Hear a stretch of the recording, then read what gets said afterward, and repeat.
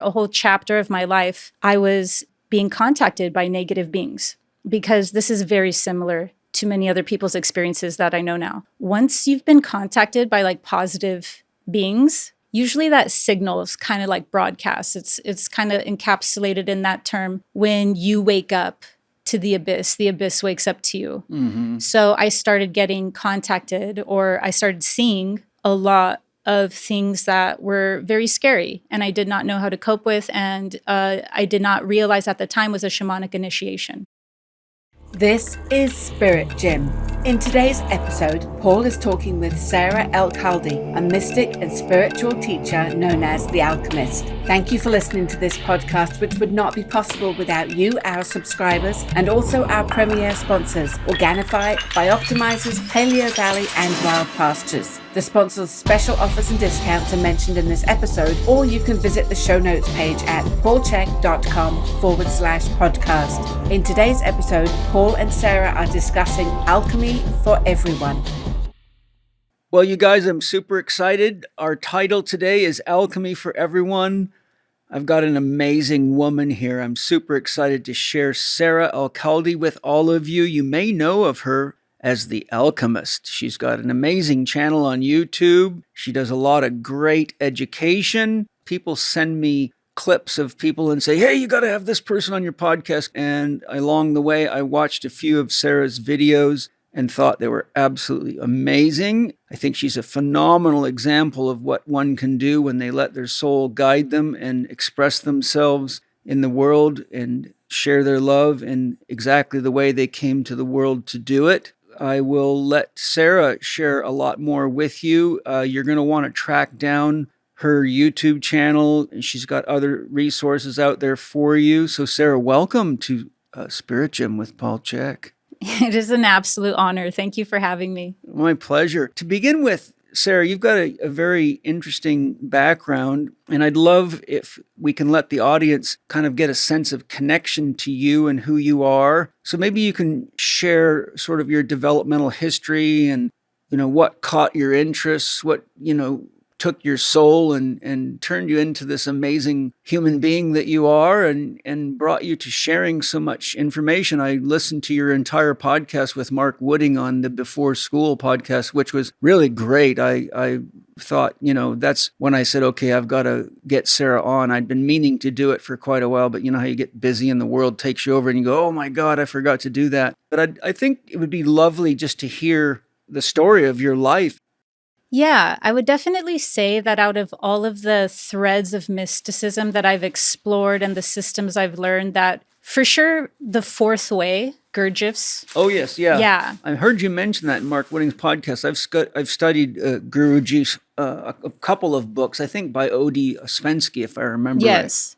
Like many systems, usually the person's right-hand man has the better way of breaking down and digesting systems than the actual source itself. Yeah. And even Gurdjieff had learned from multiple different Sufi orders. Mm-hmm. He gets linked very much to esoteric Christianity, but esoteric Christianity also kind of had roots with Sufi orders. Mm-hmm. And I'm not talking about any of the exoteric ones. Mm-hmm. I'm talking about in the age of where before it was actually the Hellenistic era, there were certain orders where, just like how we're seeing play out today against, like, you could say factions that are service to self or factions that are service to others. Mm-hmm. You mean like the Rosicrucian order? Exactly. And Steiner. Even Rosicrucian, they have their threads from these orders that even Gurdjieff was getting his information from. And so Gurdjieff made it his own, really. He made it his own and he flushed it out. So by the time it went through him, it was his own system. Yes. And it was the fourth way, as you know, that he felt personally was what he was looking forward in the future and saying is that this is going to be the most practical way to encapsulate deeply esoteric information and make it somewhat digestible. Right. Well, tell us more about your life. Oh, yeah. So it's been highly dysfunctional up until recently. Like I would be the poster child of like what dysfunction looks like, because in every way you could not fit in or just not get something right when it comes to being an adult and doing things correctly, I would succeed at the dysfunctional path. For instance, anytime that I saw myself succeeding in a sense, in a certain area, it's not that I would self-sabotage, it's that I would get foresight into that path and see it was not as pleasing or fulfilling as I would genuinely feel it was. So I'd revert back. I'd revert back even if it meant living at home and just not being able to have a job. That's what I meant by highly dysfunctional. I really put forth the most my soul's mission, even when I wouldn't have been so aware of calling it that. How did you feel that?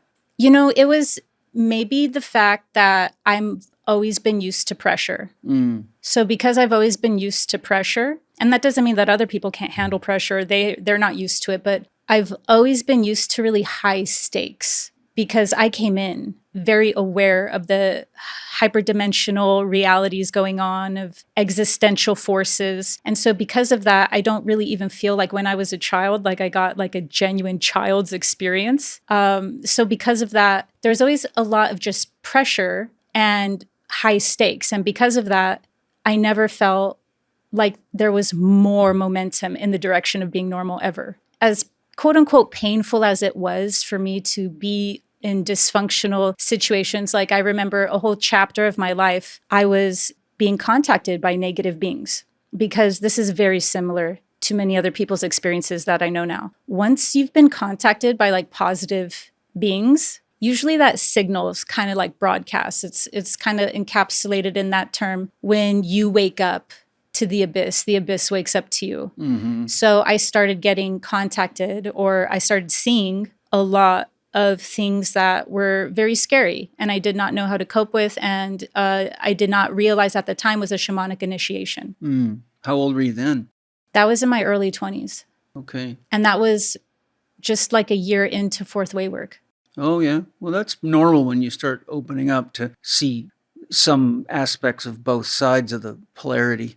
Exactly. So because of that, I started really being called by my own intuition to look into soul retrieval work. So I bought a book on soul retrieval work. I started reading into that. And then my quest became to find a shaman, because I was convinced that a shaman would be the most equipped to handle my journey. It was odd. And I look back and it was funny how I thought that I couldn't even tell anyone anything, because now I'm so transparent.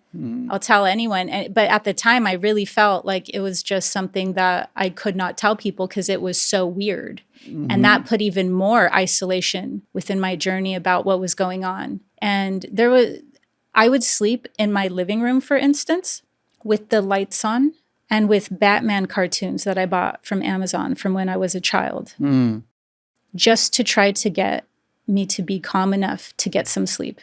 Yeah. Because that's how scary nighttime was for me. Anytime nighttime came around, I was like, this is when I'm going to be contacted or be interacted with. And I was seeing crazy stuff. I'll spare you, but I could just take up a podcast just talking about all of the different things that I was scared of and the reasons why.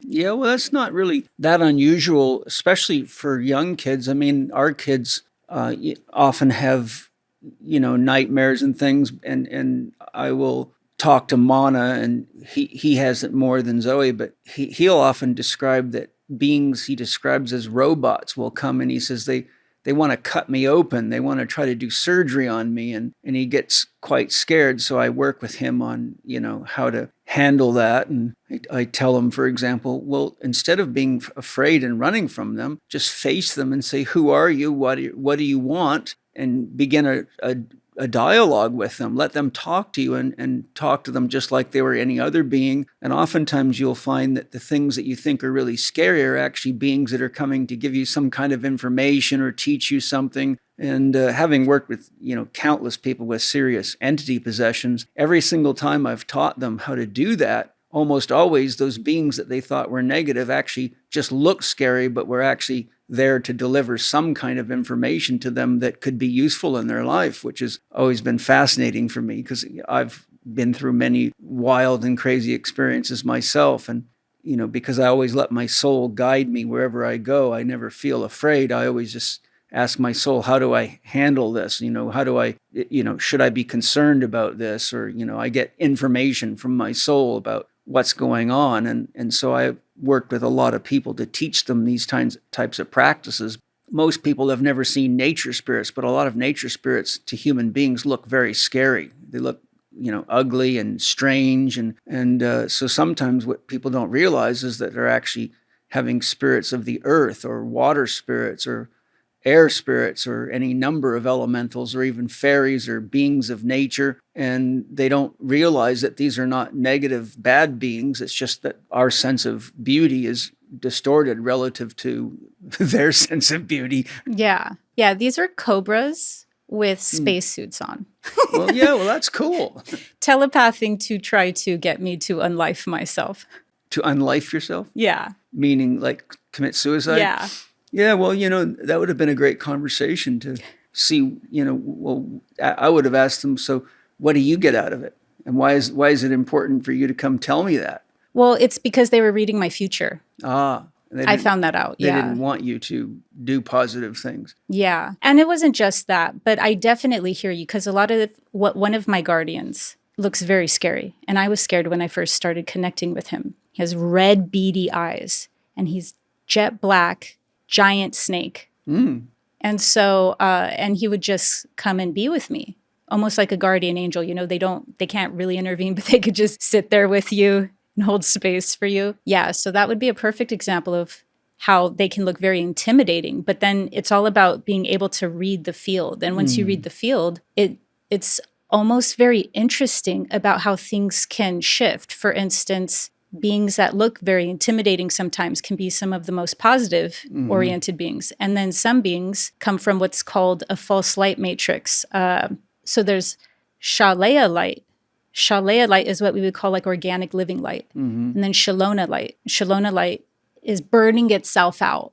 It's burning itself out to try to look like organic living light. So I call it the false light. Beings from the false light can portray themselves in a way that looks very pleasant sometimes. And once you look behind that, you'll see that it's not coming from the living light matrix. Do you feel that what you're communicating through here is the astral dimension? Yeah. Yeah. Because there's, it's a much more vast dimension than the physical dimensions. And there's every kind of conceivable being, entity, or possibility and dimension. And the thing that most people aren't aware of, but I'm sure you are, is that the astral dimension will mirror your mind, be it conscious or unconscious, instantly, which is why I'm always teaching my students you have to practice different types of meditation and techniques to calm and center yourself. Because if you get into the astral dimension, for example, doing shamanic journeys with plant medicines, wherever your mind goes, you'll be there in the astral dimension. And if you don't realize you have a bunch of fear trapped in you or insecurities or whatever, you can actually meet beings but not realize they're the personification or egregore that you're generating within yourself. Yeah. Yeah. That's why it's like an astral jungle.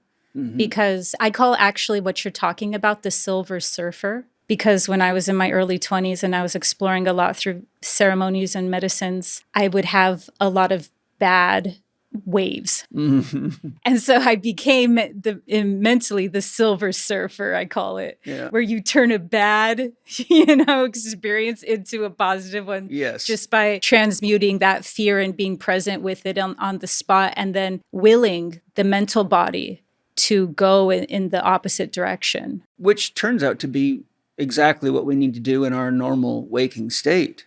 If people realize that the same skills you have to learn to navigate the astral dimension or be on plant medicines and, manage your mind correctly, turn out to be exactly what you need to navigate relationships and life in general. So I think, some people come to me for help because they've done a shamanic journey and had the living hell scared out of them and, oftentimes think they have an entity possession or whatever. And so the methods that I have to teach them how to navigate that and work with that to turn out, bring it into a positive experience are the same skills we have to learn to have healthy relationships with ourselves and others in the world. Yeah. So I'm under the impression that you are, and correct me if I'm wrong, that you're almost viewing negative beings that are disincarnate, all of them as being a resonant projection. They can be, because the soul is relationships top to bottom. We're in relationship with not only other people here and on the other side, but we're in relationship with all the nature spirits. We're in relationship with everything. I mean, in God, there really is no separation. And you can't have light without dark, as you know, and you can't have good without evil. So we not only carry all these things in us, but they're inherent in creation itself.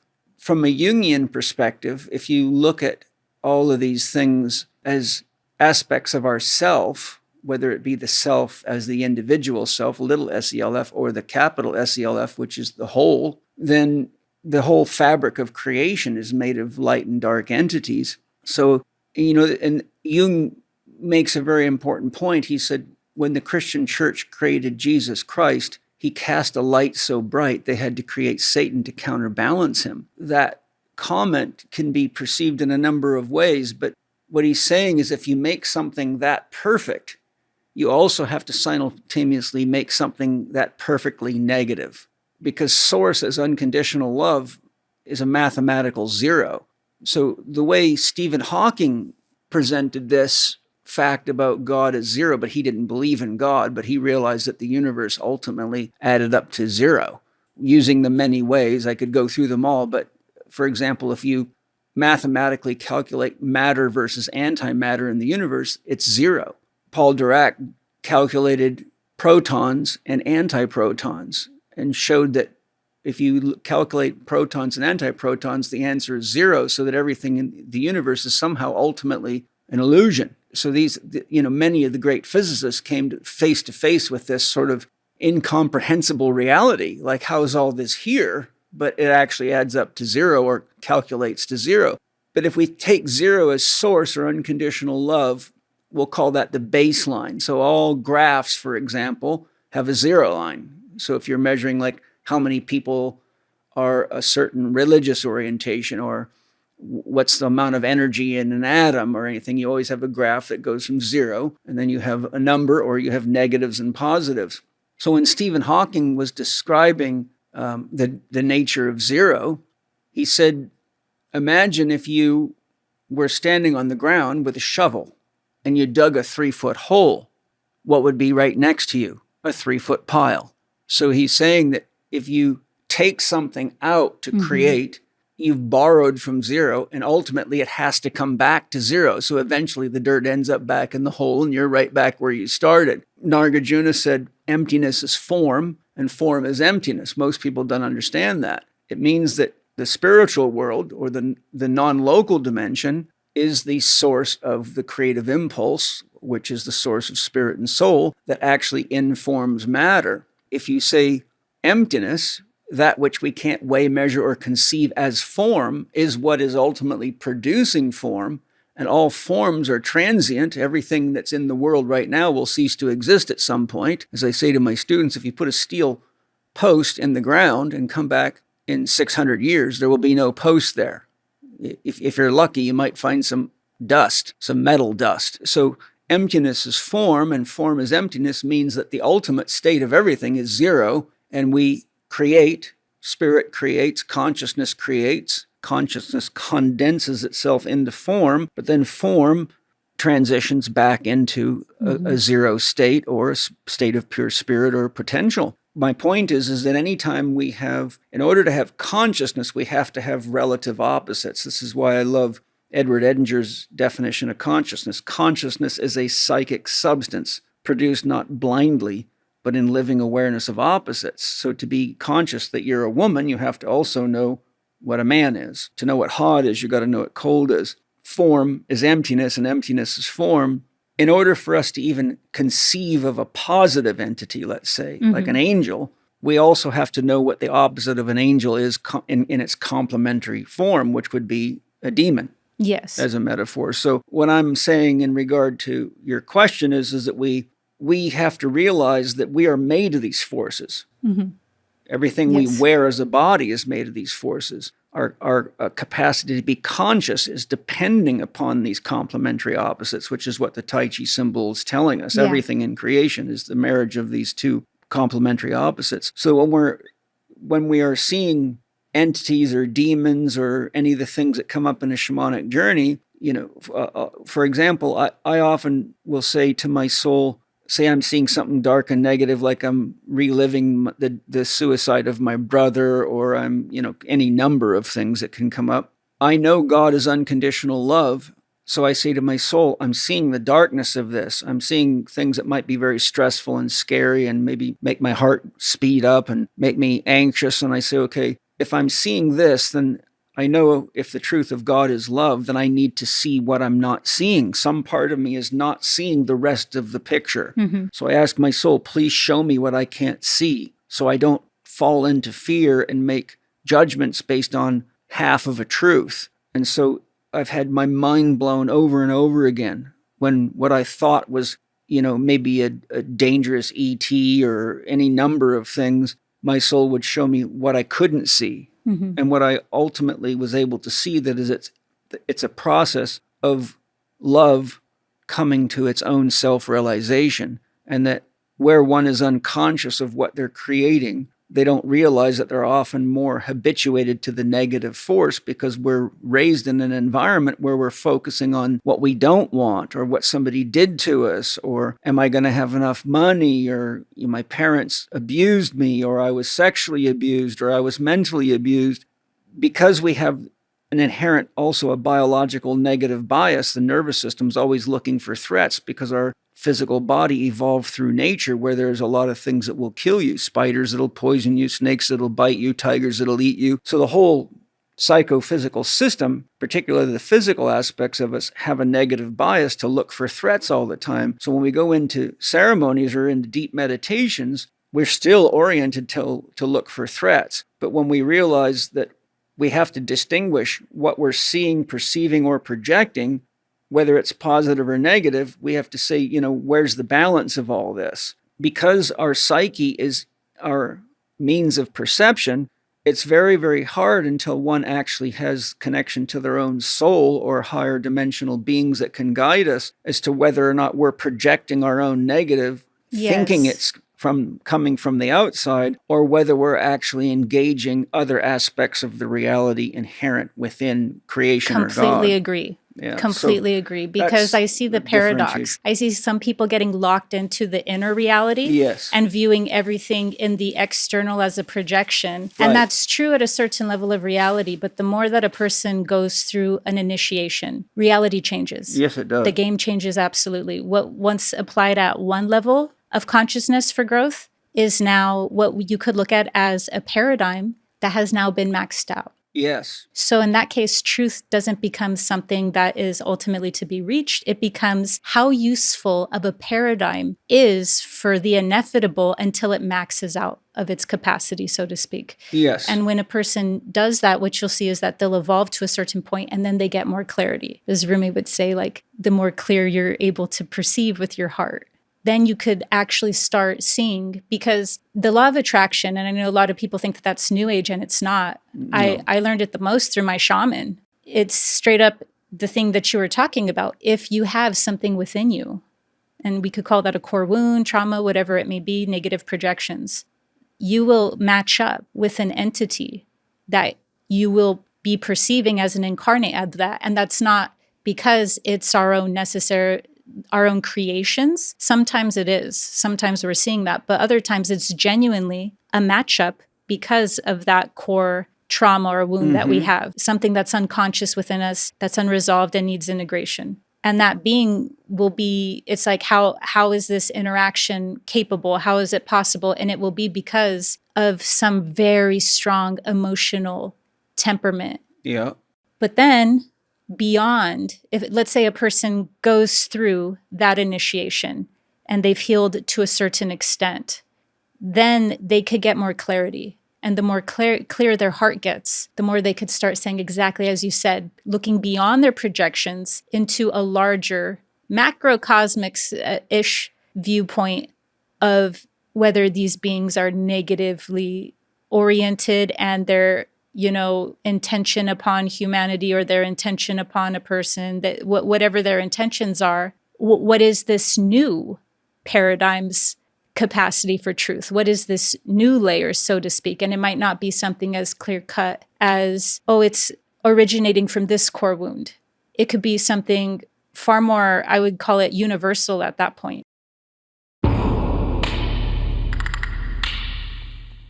Over the nearly 30 years that Paul and I have grown the Chek Institute, we've seen countless talented health and fitness practitioners fall short of their full potential, not because they lacked skill or passion, but because they didn't understand one critical thing. To succeed as a health or wellness professional, you must also have a solid understanding of business. Without this essential proficiency, personal trainers, coaches, chiropractors, and physical therapists get stuck in an endless cycle of feast or famine, never quite achieving the long-term sustainable success they dream of and they deserve. The Chek Institute is about to change all that. This November, we are launching a brand new program, the first of its kind in our industry, called Integrated Health Business Professional Level 1. Whether you're a personal trainer, rehabilitation specialist, or looking to shift into health coaching, the IHBP Level 1 is a practical, step-by-step program to guide you as you build and scale your business. And it's all created by the Chek Institute CEO, Gavin Jennings, who's built and run the most successful Chek clinic in the world with over 120,000 client-hour sessions delivered. Register your interest now and you'll not only get a fantastic discount on the launch price, you'll also receive some amazing free gifts with your purchase. And the best part? Just by registering, you'll get free access to an exclusive workshop with Gavin Jennings himself called Working the Middle Ground, The Future of Health. So if you are truly passionate about building a successful and profitable career in holistic and integrated health, then the IHBP Level 1 program is for you. Go to chek.group/business to find out more and register. That's chek.group/business.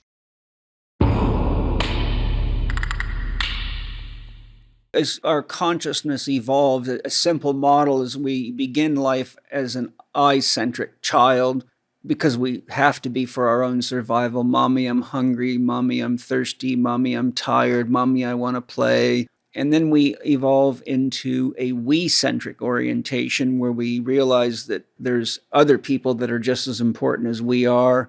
We learn how to navigate relationships. And then eventually we come to an all-centric orientation where we realize everybody that's here is an expression of the divine. Everybody here carries a special gift. Everybody that's here is working through their own challenges and that we're all working through them together. But ultimately, at the all level of consciousness, you realize that the whole is actually, shall we say, a living system and that we're each like parts of it interacting. And then you grow to a cosmocentric consciousness where you realize that what you thought was once true of you, you learned was once true of relationship with others, people, places, and things. Then you learn that it's all growing and learning together, and we can have empathy and compassion for the people we see trapped in themselves or traumatized in and through relationships. And then we see that we're all going through this together. And then we see that the whole cosmos is really the embodiment of God consciousness coming to know and experience itself. And then if we can evolve beyond that, that we have experiences of what Steiner would call spirit-soul union, where you actually realize some profound and often hard to describe truths that somehow everything is you and you are everything. And God is in and as you, yet God is in and as everything. And so we each, as you say, each level, our sense of what was true or what was real starts to expand. And we can get to the point, for example, where we realize if I hadn't have had a certain trauma or a certain challenging situation, it would have not have given me the awareness or the compulsion to go meet this therapist or that doctor or read that book. And that would have changed the whole course of my life. And we can ultimately get to where we see there's what I call a golden thread that is woven through everything. And though that the soul's impulse is to grow in the direction of what it came here to do, because we have free will, we can, for example, choose to play the victim And instead of actually engaging our own healing, we can just spend the rest of our life blaming everybody else for how shitty our life is, drink ourselves under the table and become a social misfit and think there is no God, there's only evil.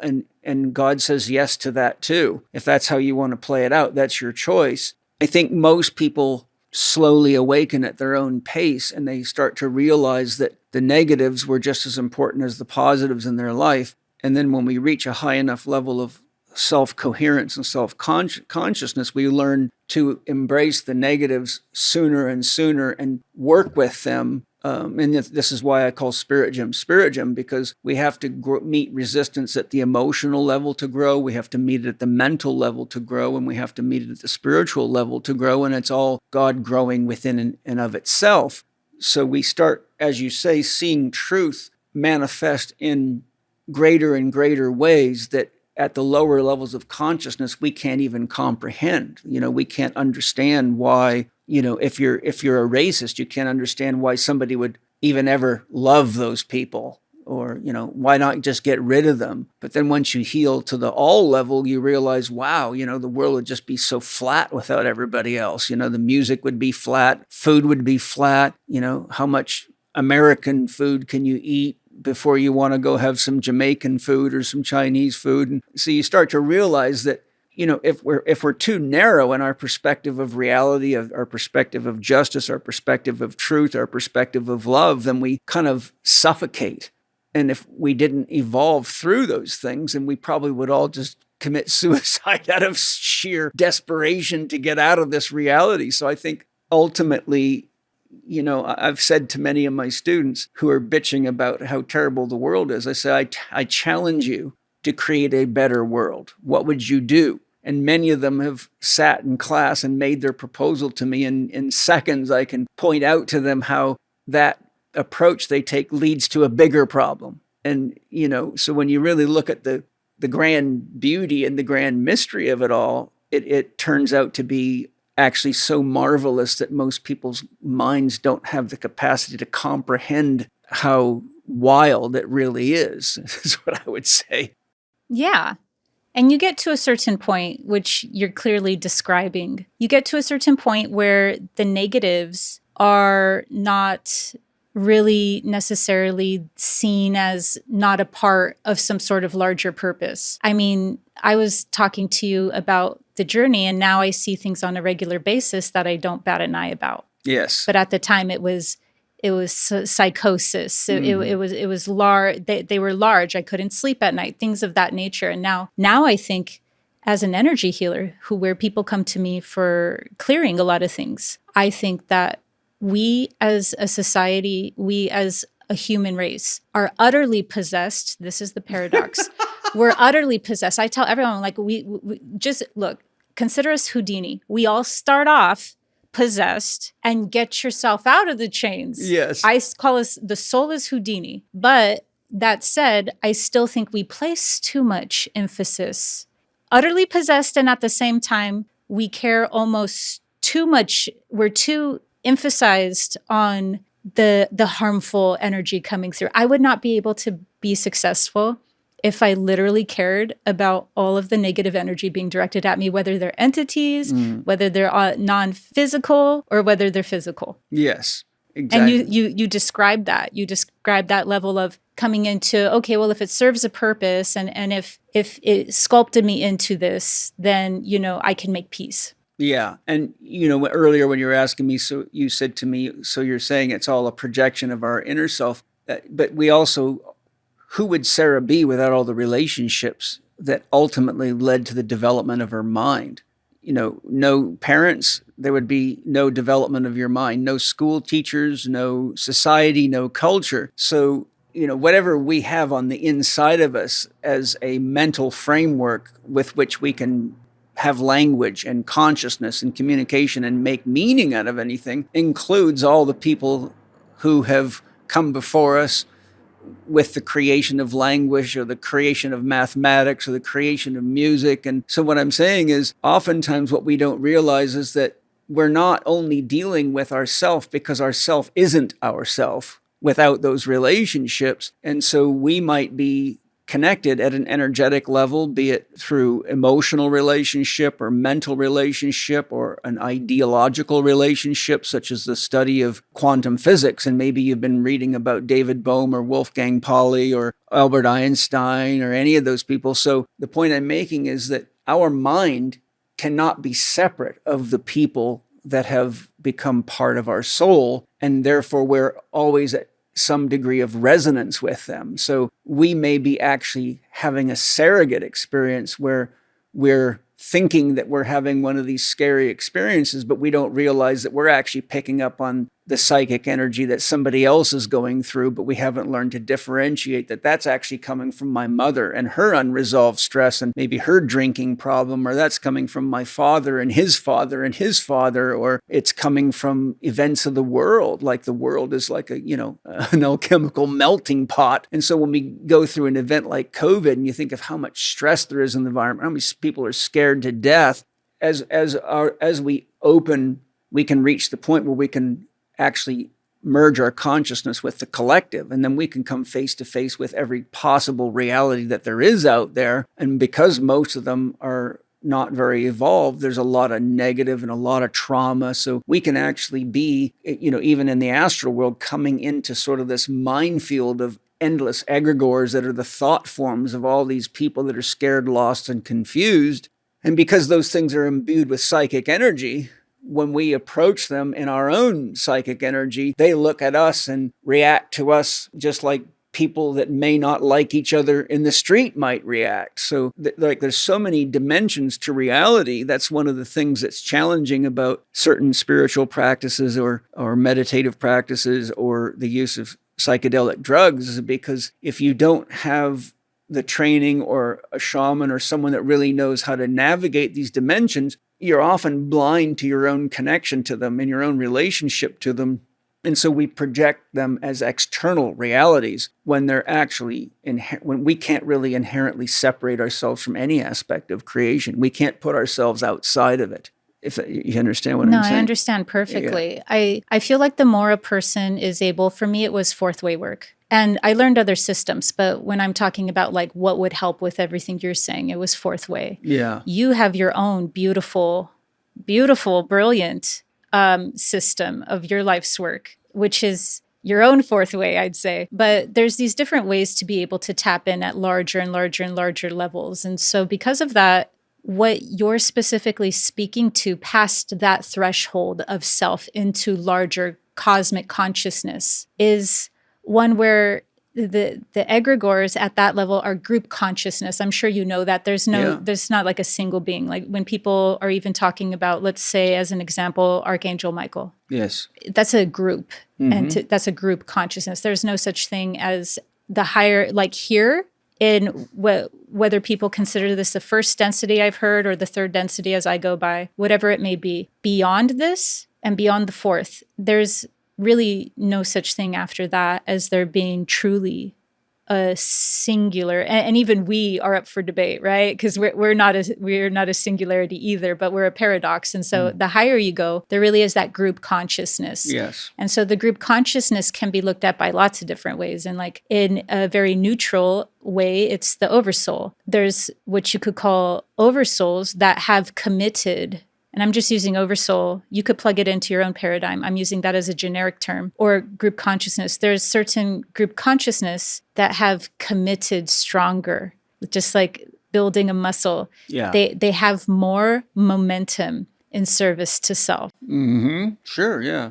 Yeah, those would be And we could always bring every single thing back to self. Yes. Because as I'm even talking about this, I'm not saying it from a level of rejection or a level of denial that I don't have service to self within me. I could present myself. I am smart enough to present myself in a way that I could look more enlightened. Mm-hmm.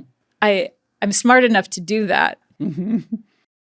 But I don't care about doing that. And what I try to teach, and I hope that it gets transmitted, is I try to teach from a level of integration. Yes. I try to teach when I'm saying something that I am not maybe annoyed by, because I don't get annoyed about a lot of the concepts that I teach about. But when there's something frustrating, I make sure that that's shown, and I could hide that. I could definitely hide that if I wanted to. I'm trying to infuse humanity and integration into things because I'm well aware that the closer we are to talking and seeing and perceiving things that you're talking about as self, we could go even more beyond self.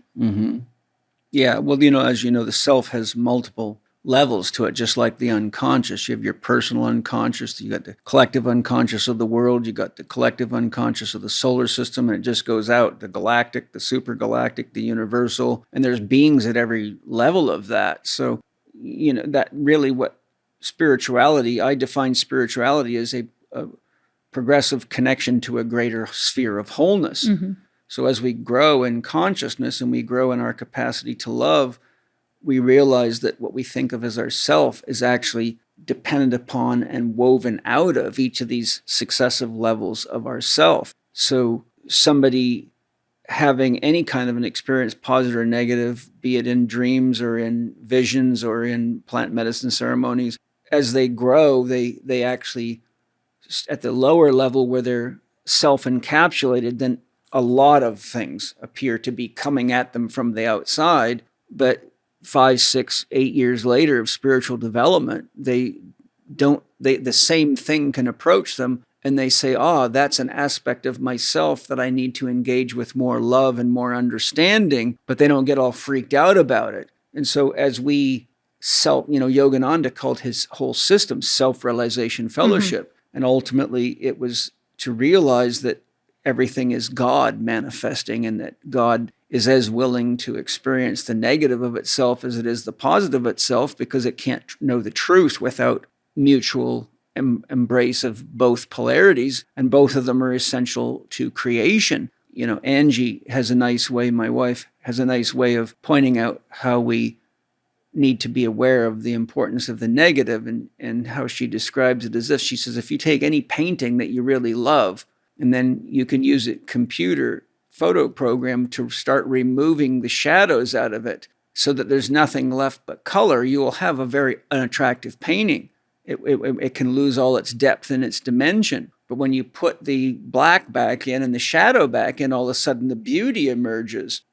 So it takes time for us to evolve enough to not want to keep taking the shadows out of everything and the dark out of everything, which means to stop being so polarized, but also, as you know, to recognize when we're consciously or unconsciously aligning ourselves more to what we don't want than what we do want, or what maybe isn't ideal for our family, friends, our soul group, or the world. And that is what, spiritual evolution is all about, is to wake up to, as you say, a progressively expanding level of truth, so that we can see deeper, not only into ourselves, but deeper into others, deeper into relationships, and therefore gain a more mature sense of reality. And I think that's really a big problem, is that humanity's sense of reality at the level of consciousness of the average person is so circumscribed and so polarized that it leads to exactly what you see in the world, which is why I believe we need legitimate teachers like you out there more than ever, because otherwise people just kill each other constantly and polarize and polarize and polarize until the world becomes so scary and stressful that they don't want to be here, which is what produces these high rates of suicide that we have now more than ever. And COVID was and these last almost 5 years now, you see how the globalists are polarizing everybody against everything. And that's really how the dark side loves to work, because it makes it very easy to gain control of people's minds and their resources. And but when you're spiritually awake, you can see how wherever there's that level of darkness or that level of polarization, that's exactly where we need to direct our love and our consciousness. And that's where God sends little angels like you to wake people up.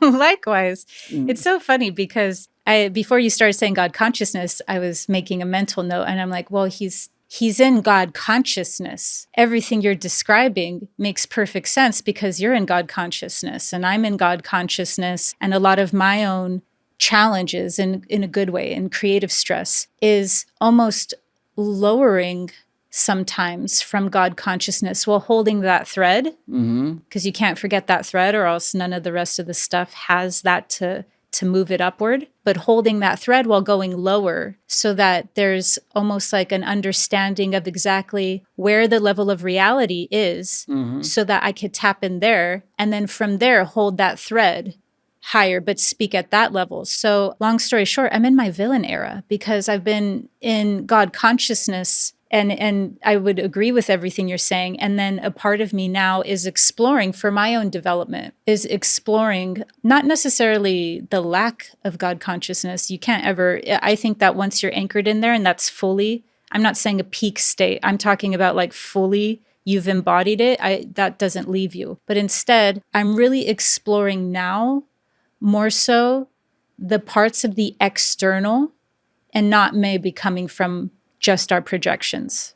And that's just because that's my next step for my growth. Yeah, well, we're always growing and any teacher has to go down to the structure stage of consciousness that the person or the group that they're working with is at.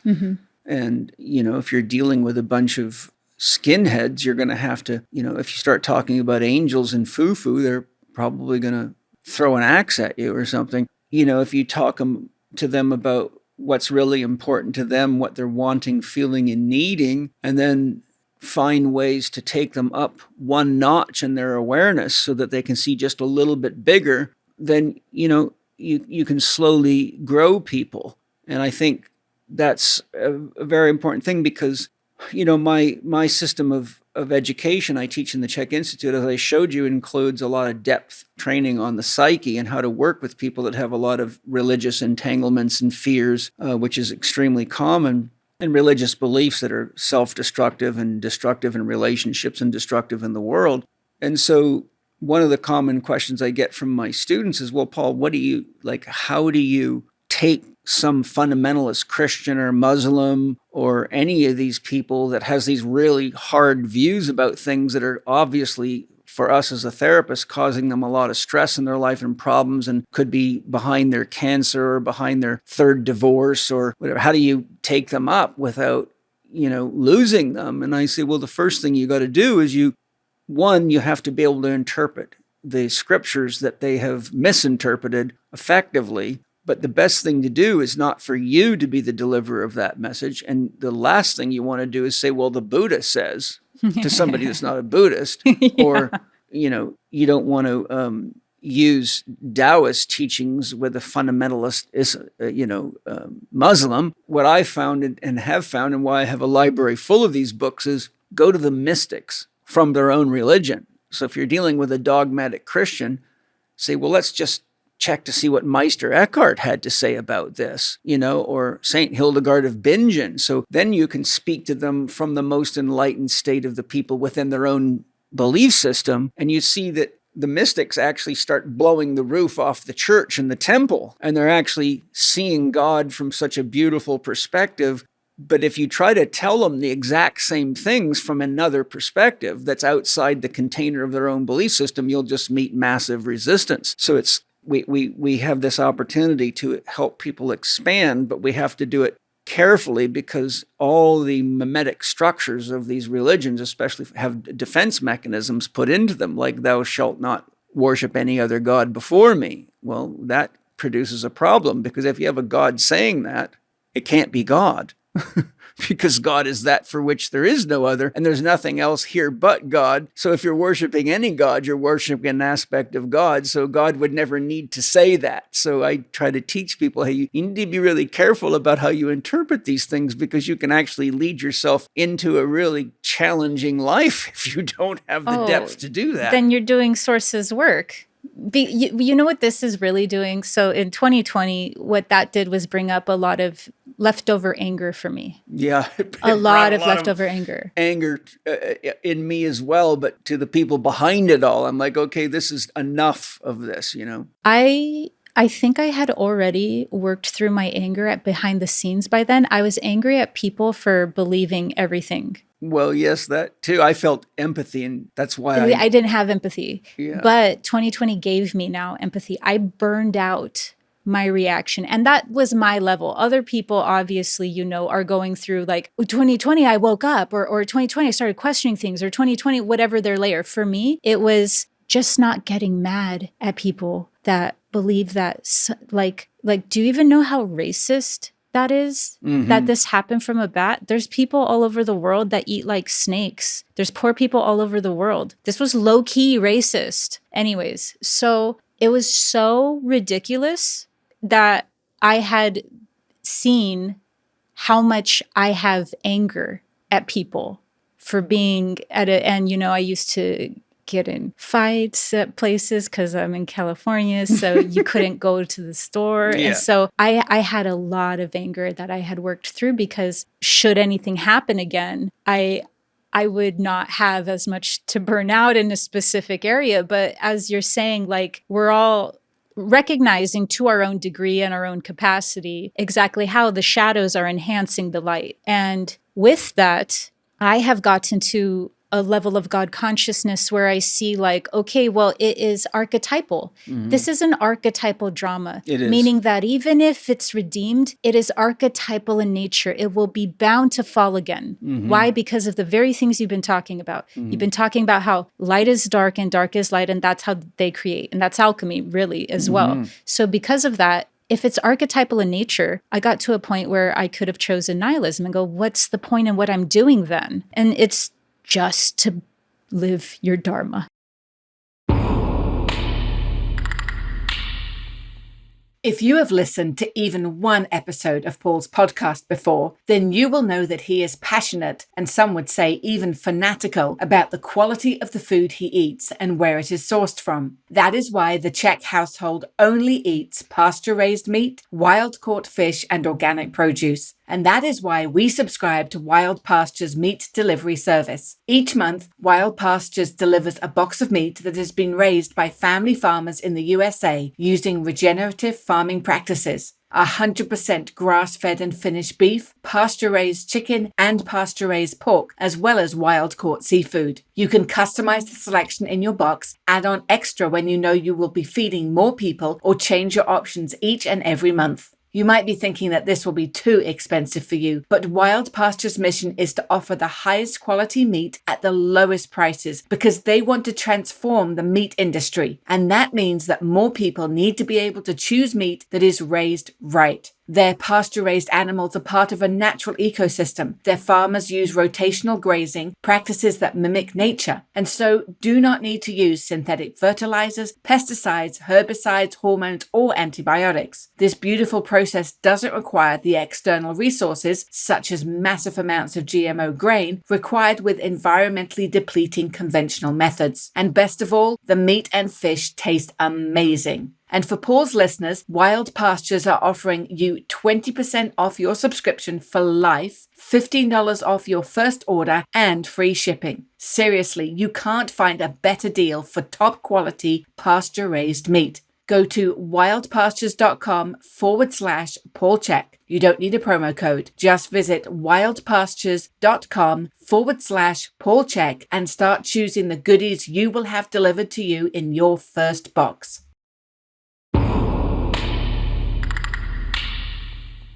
Something very important that Arthur M. Young says. Are you familiar with Arthur M. Young? No. Arthur M. Young was a genius. He invented the Bell helicopter. He took his money from his many patents and his sales of the rights to the Bell helicopter and started an institute to study consciousness, and he applied his genius to consciousness. He's written a number of books. Probably the most popular is The Reflexive Universe, and is very deep and profound, and he has his own system of structure stages of consciousness, which are incorporated into Spirit Gym training. But one of the things Arthur Young addresses in his teachings is that people have a very deep misconception of what Maya means. Because Maya means illusion, he says, a lot of the people in the Eastern religions would encourage you to get out of the world. And so you see yogis going off into caves and, disconnecting from, the work world and any interest in having nice clothes, a nice car, a nice home. They're like, to them, that's all getting caught in the illusion. And it's very unfortunately, well, not unfortunately, but the reality is if you study Lucifer, the Eastern religions are, and according to Steiner, are actually created by the Luciferic consciousness because they're the religions of getting out of the world. And Lucifer's all about getting out. And so, but what Arthur M. Young says is he says, you have to understand that the word Maya does not mean illusion. It means the illusion. There is nothing but the illusion because you cannot see and perceive God as unconditional love. Now, I'm using my own words to describe what he's saying, but you can't, there's nothing to see or know or experience without the illusion of Maya. It is where God experiences, comes to know, and self-reflects on itself for its own self-realization and its own evolution. And so what Arthur M. Young is really saying is, one, realize that it is the grand illusion for which there is no other, and that he makes the important point is that the first thing you have to do is learn the laws of the universe, then learn to work with them. First, you learn the laws, and once you learn the laws, then you can use them in creative manners and create beyond what anybody else has conceived of before. And that's the same with anything. Like if you want to be a great musician, you got to learn the basic principles of music and how to make it. But then you get to the point where you don't have to think about, am I holding my fingers in the right place? Is my pitch right? Is my rhythm right? Then you start creating from the soul, and you do things that other people listen to and go, oh, how in the world did they do that? I mean, like, I remember the first time I heard Van Halen playing the guitar. It was like, this guy is like on another level with this guitar, or Stevie Ray Vaughan, or, B.B. King, like some of these guys know how to stretch reality because they've not only mastered the basics of music, but they've gone beyond them, and they create things that the rest of us just look at in awe. So really what Arthur Young's saying is, first you learn the rules of Maya. You learn how the illusion is created and why it's essential. But once you understand the laws, you work with them to go beyond them and create something new, as opposed to people that have the mindset of cheating and manipulating, because that's not working with the laws of the universe. That's trying to cheat the laws of the universe. Like you can't cheat the law of love. You only just get yourself back. Love is a boomerang. Whatever you throw out comes back to you. So, if you think you can lie your way to the top of your job or your profession, or create illusions and manipulate people, that means you haven't understood the basics of Maya. You haven't understand the basics of how God creates reality, and you're always going to end up having to come face to face with yourself. And so I think Arthur Young is amazing because he really grounds us in the reality of what the illusion means, and says that there are laws and there are principles in the universe. And it's important for all of us to, not only learn them, but grow up to realize that you cannot cheat the matrix. You can only work with it. Yeah. And theosophy, which is a bunch of Luciferians, go figure. But Blavatsky, good ones. Yeah, good ones. I love them. Me too. Blavatsky redeemed what Maya, at least in the time period that, because in the East, even they had, as you said, a lot of heavy Luciferian influence. And so it had originally meant light. Mm-hmm. Yeah, Lucifer means bringer of the light. Yeah. So Maya meant illusion, the illusion, as you're saying, the illusion, because it was based off of light. Yes. And so Blavatsky didn't necessarily say that, but she had redeemed Maya in a more intelligible way, because things always get lost in translation, or just not understood, or just anything. I've got a phenomenal esoteric glossary of terms written by her. I have that as well. Do you? Is it a hardback, a green one? No, it's black. It's paperback. I'll have to show you mine, see if you've got the same one. It's a very valuable book in my library, because she really explains a lot of things that most people are confused about, or they've put their own meanings on it, which isn't actually what it really means. But you just reminded me of that, talking about her. Osho called her blah, blah, Blavatsky. The reason he called her that is he said she uses 10,000 words to say what could be said in one sentence. I think she was dedicated to thoroughness. Yeah. Because of, and this is maybe just my projection, because I've become that. When I see so much confusion.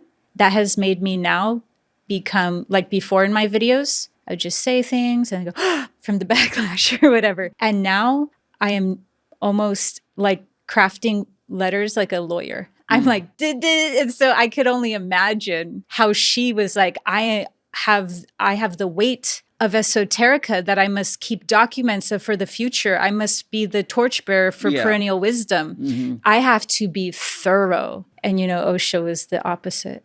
Yeah, Osho. They all have their value. I think our souls gravitate toward the teachers that we are going to be resonant with at a given time in our life.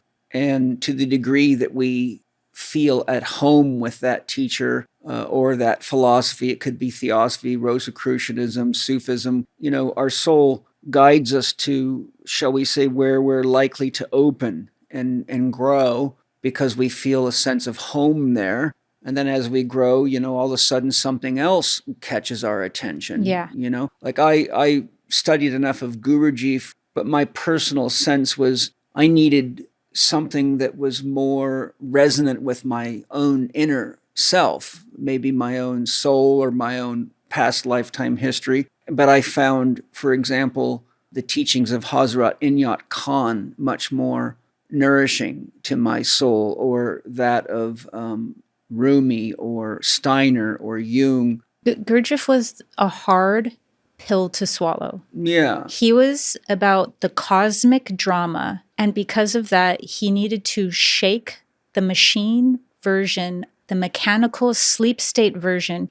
And the funniest part is I respect him so much, but if you were to tell me right now, who do you revere? I love him. I don't revere him. Yeah. He was just so pivotal because he was a necessary medicine. Yeah. He was saying, earth is cold. It is the farthest away from salvation. You have to understand your predicament. If you do not understand the terror of the situation, then you will just become more and more mechanical until entropy will have its way with you. In this case, you will just be literally fodder for the moon. Yeah.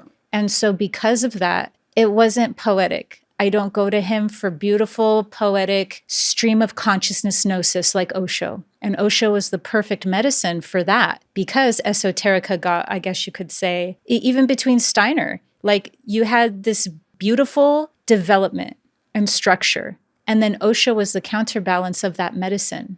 He was about stream of consciousness, almost even like feminine type conduit of just whatever came through in that moment, because he was trying to show people sovereignty now through the lens of like true gnosis rather than what even I'm considered important, or what I consider important today, which is more so, having the spiritual systems preserved. Mm-hmm. Yeah, Osho was very, very unique. I've spent 5 years studying him every day, and I gained a lot of great value from him. I did have sadness in me that he told gay people that God did not accept gays and you could never be enlightened being gay, and that he also told everybody you had to be a vegetarian or you wouldn't get enlightened. Yeah. But when he died, I went and communicated with him and connected to his soul and shared my grievances with him. And he admitted to me, he said, next time I won't do that. I learned a lot. And I said to him, you look into who I am, look into what I teach and what I do, and know that I'm the guy coming to tell you that anyone that tells everybody to eat a fixed diet doesn't know anything about diet. And I said, you impose that upon people, and it didn't work for you at all. I said, I can look at all your pictures and watch you getting fatter and more unhealthy, and then you ended up with diabetes and serious allergies and all this other stuff. I said, so, we all have to be careful not to become, man as an island.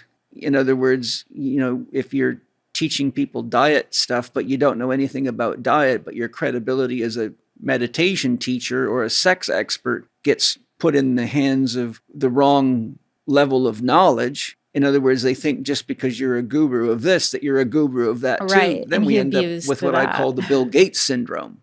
Yeah. Oh, yeah. The master of the universe kind of problem. I mean, it says it all in the way he went. He needed to, and I know it's not fair to compare spiritual masters, but when you claim to be a spiritual master, then you are up for grabs. Look at Yogananda and look at how Osho left. Yeah. One was true spiritual master, could predict the moment and leave his body. The other had to methodically plan it out and then drug himself, because that's not spiritual mastery, and he still wanted to imitate the idea of having control over when you leave. Yes. And a lot of mystics are coming back to learn where they were not in discernment, they were in judgment. Yeah. I said that in one of my videos. A lot of mystics, Esoterica was not kind to homosexuality, which is poetic justice, that now I'm here being a torchbearer of Esoterica. Well, it's also unfortunately a deep misunderstanding, because I've studied shamanism very deeply, and I have all Joseph Campbell's mind-blowing books on shamanism and the history of shamanism, and all the world's great religions began in shamanism. And that map right there on the wall is the history of all the world religions, going all the way back to their very roots in shamanism. And that's a very cherished treasure of mine that comes from Major General Forlong's 2 very huge volumes, and very rare, sitting right there, called The Rivers of Life. And that map cost me $750. And the books cost, the pair of them, I got them in a rare bookstore. I can't remember, I think in England, for $750. Those are probably worth 3 times that now. But the point I'm making is Joseph Campbell showed beyond a shadow of a doubt that most shaman were either gay or transvestite. They were hermaphrodites, or they played both sides. They were, heterosexual and gay. They didn't have any. In other words, they were very spiritually and sexually neutral. They didn't have a polarized sexual orientation. So the shaman are really the earliest sources of what we would call esoteric knowledge. And so when you realize that the people that were channeling in the myths, and that were channeling in and working in higher dimensions and bringing that consciousness down to the tribe, were themselves often gay, or some derivation of what someone like Osho would have found, unacceptable, then oftentimes we have to come full circle. I think that's why it's important for people to study the history of the development of things. I've done entire courses on esoteric knowledge so I can understand, or the occult, so I can understand how does this stuff happen and what does it really mean. And, I study the meanings of words and the history of various religions and philosophies. You can actually watch them go through their own transformations and see how they started off with great intentions, but turned out to be, terrible, dark things in the world. And I think it's just human nature to try to find ways to make what starts off as something beautiful and for good intention into something that gives one a greater likelihood of success or power or control over other people or financial gain. And I think that's unfortunately, the dark side of religion, the dark side of the esoteric, the dark side of the occult. But that is the nature of consciousness. Light and dark always hang out together because they need each other to be either. Yeah. And I think it's up to us to be adult enough and responsible enough. And I think one of the problems is people are actually quite lazy students. They just want to be told, and then they just want to believe, so they don't have to do the real work of constructive thinking or critical thinking. And I think it's good that, there's people like you teaching what you're teaching, because I've heard you talk about lots of these different things, and you talked about a lot of things with Mark Whitting, but I like the way you bring up the history of some of these things, or you talk about, alternate views of some of these different concepts like we're talking about here. I think it's important for people to, put an effort into learning, so it's not just, pseudo knowledge. And because that just becomes a belief system. And as soon as you have a belief system, you actually think you know something, and you stop asking questions, and you stop growing, and you run around imposing your belief system on people. And, that's a great way to not only alienate people, but end up hung up on somebody's cross or something like that. Yeah, and it just creates, that merry-go-round. It literally keeps us in samsara. Yes. And that doesn't mean that there's no discernment involved either, because as you were saying, and I'm very aware of as well, how shamanism, it was like this two spirit. It was known for being an outsider, for being literally the definition of weird.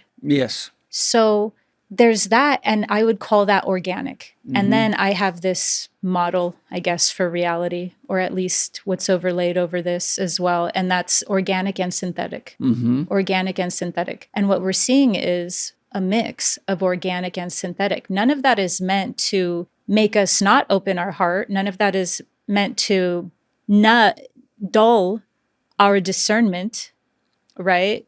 So it's this navigational period for us going through spiritual sovereignty, where we're navigating what are the synthetic, or I would call it socially engineered manifestations we're seeing, and what are the organic. And then what is the synthetic things going on, or socially engineered things going on, that still have some organic qualities to it.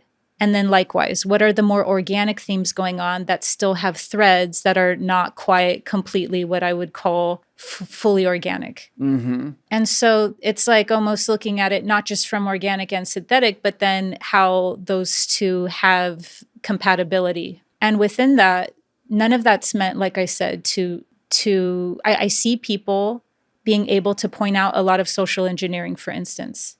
But they're coming from, and you've probably encountered this a lot, you can feel their frequency. They're not coming from a better place. No. They're claiming to be conscious because they understand some sort of social engineering, and that's great that they can see through one layer. But it's almost like to see through that, it costs them their heart. And if something closes your heart, then they, whoever we want to call them, they win. So it's like black alchemy at that point. It's a false alchemy. And so I see that a lot with, especially every 4 years, anything going on that's like a movement, right? There was like Black Lives Matter, and the social engineering was explicit. It was like, duh. And yet I'm still not over 3/4. Over what? There was that thing in the Constitution saying that African Americans are 3/4 of a white person.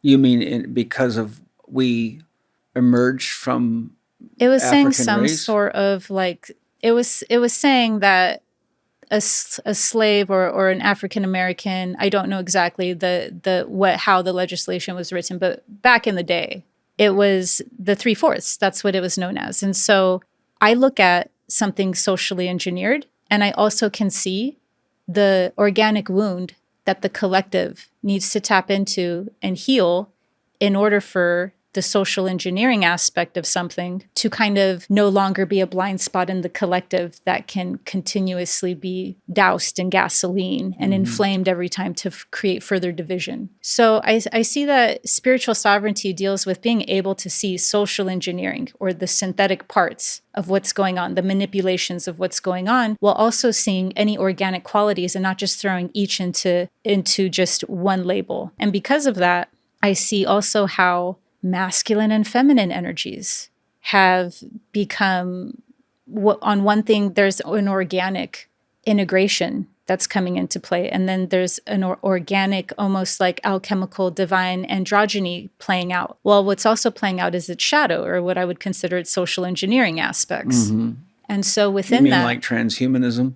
Transhumanism, a lot of the toxicities that we've been exposed to and even have been passed on to us have altered a lot of just the hormonal or endocrine balance, microplastics, which is now the new thing that I'm learning a lot about. There's just a lot of things that we could point to and say that, can we really say that everything going on right now when it comes to sexuality is purely organic? And so maybe you can just define, because we're using the term organic and synthetic. To me, organic, the way I think you mean it, is that which is a natural process of the evolution of nature, versus synthetic being something that we impose upon. Nature wouldn't produce plastics and wrap herself in plastic, so that would be synthetic. But nature produces offspring and genetic diversification and grows at a natural pace, whereas the synthetic says, well, let's put some chemical fertilizer and speed it all up. Is that what you mean by organic synthetic?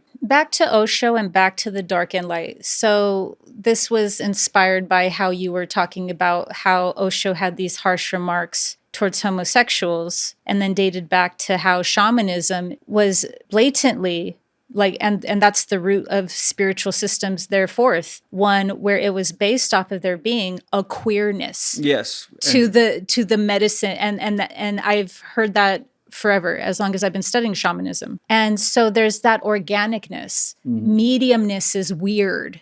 It's neither here nor there. It's alchemical in it can hold both. It can birth itself. It's a medium state that would look queer. And so there's that, and we could call that like organic. But that weird, by the way, in its actual definition, means magical and powerful. Totally. That's what I meant it by. Sorry. It doesn't mean like you're a strange idiot or somebody, walking backwards wearing children's clothes when you're 6 feet tall, or pink polka dots painted on your face, just so people can understand. Yeah. Because, you know who goes into the word weird real well is Fred Allen Wolfe.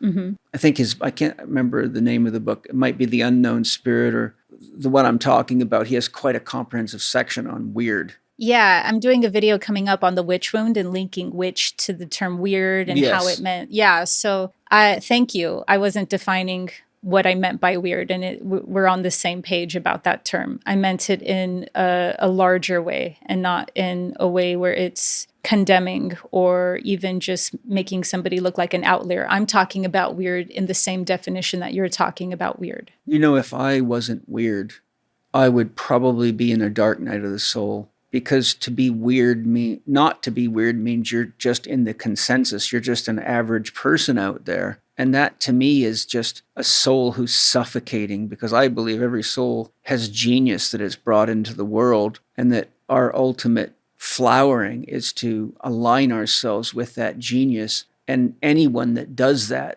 is almost always called weird by other people, because they stand out. They're no longer in the consensus. They're not average anymore. So I'm just simply saying, people like you, I love you because you're weird. I mean, when I first saw you, I thought, not only is this girl beautiful, but she's weird in the greatest sense of the way. I'm like, she's speaking her heart. She's speaking her own truth from exploring these multiple dimensions of reality and different systems of thought and alchemy and Gurdjieff. That's somebody who's educated, but who has deepened themselves to the point that they're weird to other people in the negative sense. But people don't really understand that it is that weird that produces the people that bring you the opportunities for healing, growth, social transformation, spiritual revolution. Without weird people, the world would have just been dead a long time ago. Well, that's because you're a powerful person. You're a powerful force. Powerful forces don't fear other powerful forces. I look, you see the women I'm married to. Yeah, I know.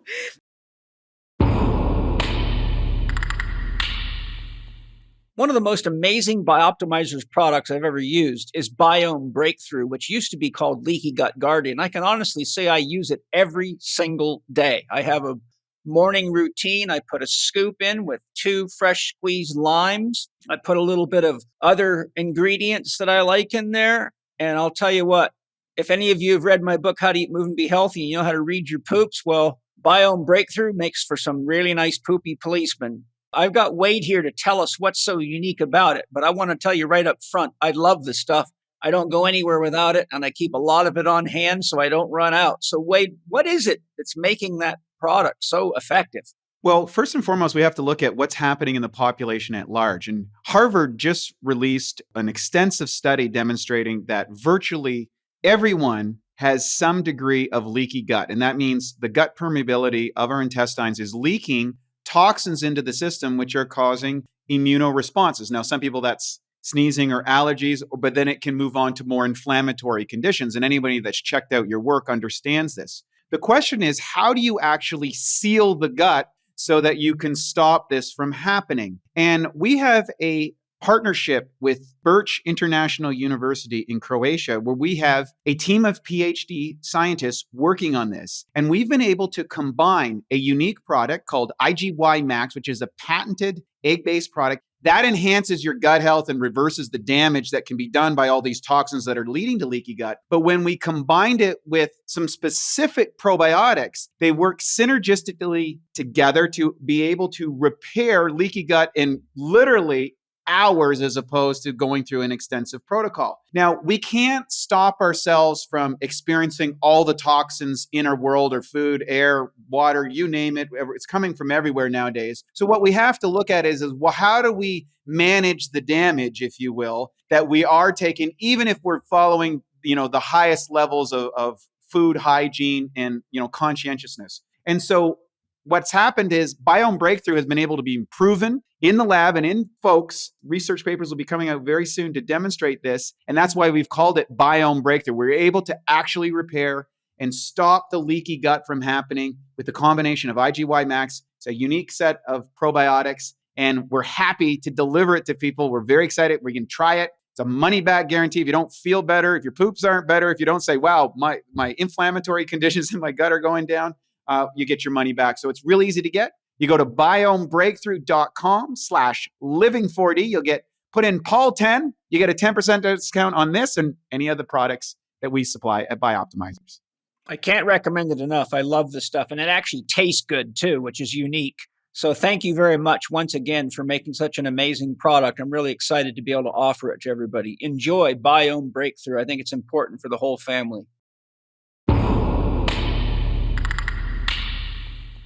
So what I mean by socially engineered versus organic is there's organicness that the spiritual community or conscious community is confused with today. And that's a spiritual initiation happening too. So it's all a part of, the plan, I guess you could call it. But the spiritual initiation is to now, for people to truly understand sovereignty, is to understand one, organic and synthetic, and two, paradox. Because paradox would be Christ consciousness. Mm-hmm. It's saying all. Yeah. It's saying the one is the all and the all is the one. And that would be Christ consciousness. This other thing isn't Christ consciousness. It's just my own paradigm that I feel is useful until it's no longer useful. And so this is about seeing that there's organic things that won't always fit normally into something, or even it might, but no matter what, there's organic qualities. And how I will define organic is it is a part of the innate nature of that substance, being, consciousness, thing, soul. And then the socially engineered is,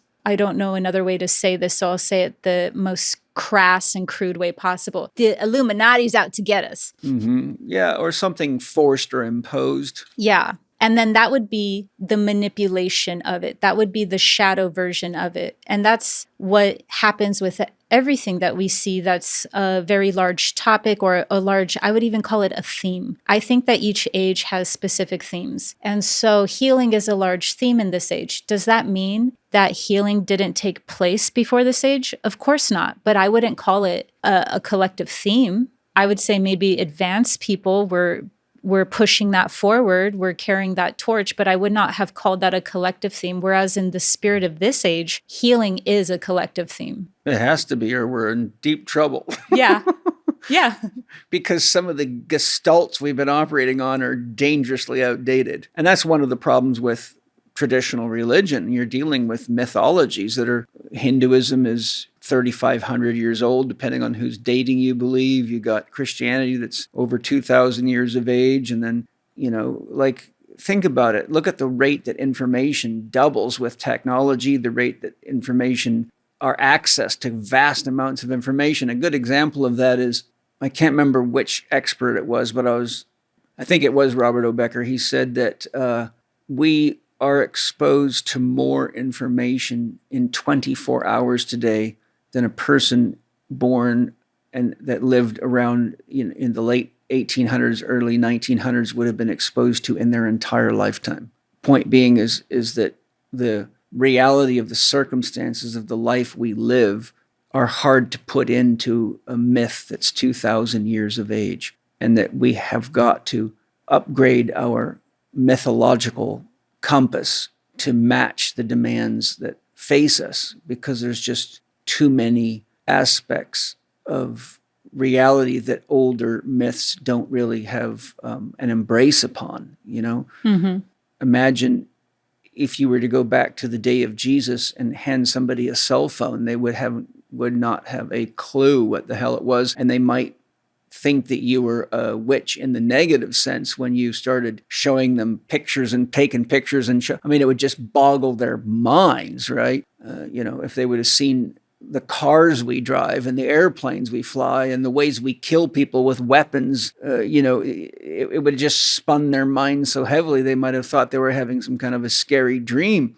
And that's why in my life I've studied myths so extensively, and why it's such an important part of my spirit gym training is because I think we all have to really take responsibility for being conscious of what our personal myth is and looking at how it's playing out in our life and where it is or isn't serving us relative to what our stated dream, goal, or objective for our life is. Otherwise, you're just operating on an unconscious guidance system, which usually leads to trouble. Yeah. And that's the closest, most practical form for us to engage in alchemy, because that is alchemy. It is. Shifting that myth, being able to even withstand the shifting of that myth while still having the very real reality of that myth. Because that's strong. A lot of people can't handle the bandwidth of being in the myth while also holding the tension of the new perspective, the new narrative, the new version of oneself. Yes, it's very true. It's that's why healing itself often brings its own crisis. For example, going through a divorce is a crisis that ultimately is a process of healing if you do the healing work. But if you can't get over the judgment and trust that there's something guiding you to a more expansive, more positive, more beautiful experience that you couldn't have engaged without going through that divorce process, then you can hang on to the bitterness and the judgment until it gives you cancer and kills you. So there's healing always comes with a legitimate crisis of some kind, or a transition crisis of some kind. And I think that's why witches were important. That's why skilled therapists are important. And that's why it's important for people that are going through a healing process or crisis to really put the effort into finding people like you or a Jungian, someone that's got the depth and the understanding to carry them through to the next stage of their own conscious evolution, so they can look back and see the meaning in it. Because without that support in the transition, then if you don't get to the meaning stage, then you just stay in the grief stage or the anger stage or the crisis stage. And that is a great formula for depression, for a lot of drug prescriptions, for addictions, and ultimately for suicide. Yeah. And it's about cultivating all of that through that alchemical journey and that integration to get a little weird. It's like the Joseph Campbell quote: the mystic has learned to swim inside the waters. The psychotic drowns in those same waters. Yes. And that was a part of a larger quote where he was at some sort of conference. He gave that at a conference where he was telling people, my understanding based off of all of my experience is this. So it wasn't, maybe a poetic musing, even though every time I share that meme online, it does make people get mad because they're thinking that you're making a joke at mentally ill people. But I was labeled bipolar in my early 20s. And I was put on something for epilepsy because at the time, I forget the name, but it was an epilepsy medication. And I was on it for like a year because I had fit some sort of survey and they gaslight you and stuff. So I was, I'm mentally ill. And if you look at the stuff, it's just a very creative person with questions. Mm-hmm. Somebody who has not consumed just the reality the way it was told to them, who questioned things. Right. And so I was on that thing for about a year until I started really going through more of my own, mystical journey, more of my own internal work, fourth way work. And then I realized, oh, I'm not crazy. I'm just crazy. And that is almost a part of the gold in the consciousness, is being able to be not psychotic in the waters, not drowning in the waters, but now you can the mystic can swim in those same crazy waters. Yes. Yeah. And I personally love the depth of the mystic dimensions, the strange and the mysterious and the miraculous. I think life would be too flat for me. I grew up doing all sorts of crazy stuff, from racing stock cars and riding bulls to kickboxing and boxing and just I come from an upbringing that was full of like full intensity, go get it, ass kicker shit. And if you didn't have some balls, you were going to get yourself killed riding a bull or jumping some crazy thing on your motorcycle or whatever. So I really feel like I need to go into the depth of things where I can confront the paradoxes of it all. And it rattles me to say, okay, I've got to meditate on this. If it takes me 3 years of meditating, I'm going to resolve this paradox, because I can't stand the not knowing of something. Because if I'm coming face to face with it, then I can see not only is it something that I'm grappling with, but a lot of people are probably grappling with it without even realizing that they're making an unconscious choice without actually investigating it. So for me, all these musings of deep mysticism and occult and esoteric, the rational has to be backed by the unrational. The sane has to be supported by some degree of insanity. And if you try to stay too rational and too sane all the time, then you can't really grow there, because you're not really looking at the soil that all this stuff grows out of. And I love exploring the in and the out and the high and the low and the should and the shouldn't of all of this stuff, because that's really how you develop wisdom. You can't really become wise if you just bury your head in the sand of a belief system and think you understand how it all really is, and everybody else is wrong. I mean, that's a great death sentence for your psyche right there. Well, that's because you have spiritual sovereignty. And this is the goal for people that are going through it, but you're there. And that is so important, that you're being a lighthouse to show others that, because what I see, and this, once again, it's not even bad. It's that what I'm seeing is that there's almost these trials that we're going through. Mm-hmm. So we can almost come into the level of everything that you're saying. But as soon as there's some sort of external pressure, there will be some sort of group hive mind or something that is the lower hanging fruit to fall back on. Yeah.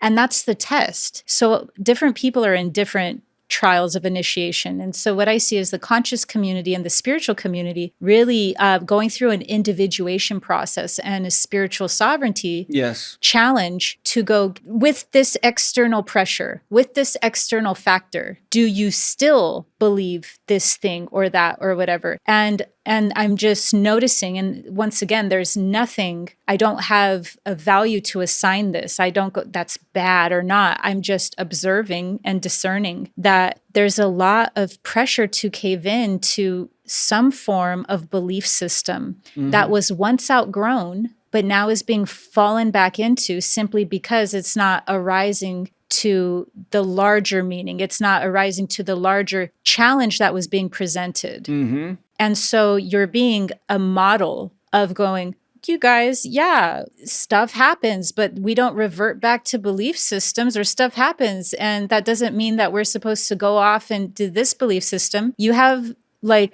you exude almost no fear whatsoever.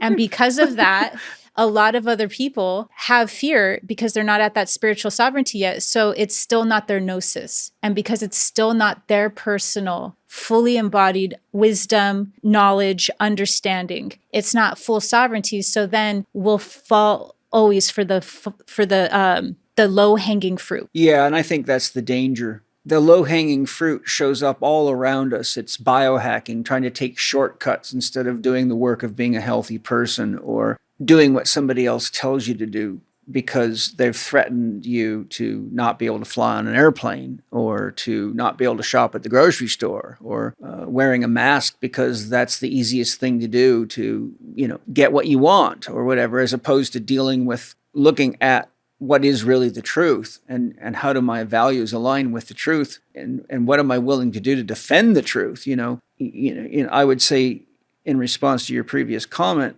about my fearlessness, it's only because I've taken fear head on, and instead of running from it, I've had to confront it over and over again. And I was a father when I just turned 18, so I had the responsibility of caring for my wife and my son. So I didn't have the luxury I didn't have rich parents or anybody to rescue me. I didn't have the luxury of not facing my fears head on. I couldn't let my fears determine whether or not I went out and did my best to earn a living or pushed myself to be more skillful so I could get a promotion and make a better living and have more freedom for me and my family. I came face to face with a lot of fears when my mother was raising us in Christian Science. And the Christian God scared the shit out of me as a child, but I had to confront that, and find the answers to my questions that other people wouldn't answer. Having done probably over 1,000 plant medicine ceremonies, I've had to come face to face with my fears over and over again.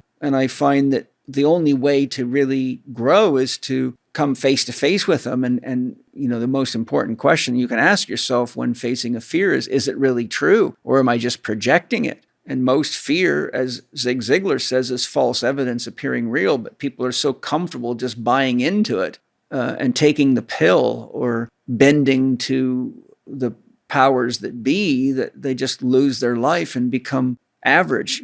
James Hollis, famous Jungian analyst, says the unexamined life is not worth living. Well, the things that challenge us most in life are the things we're afraid of. So if you're going to examine your life, start with what you're afraid of. Otherwise, you're examining something that probably really isn't going to improve your life that much.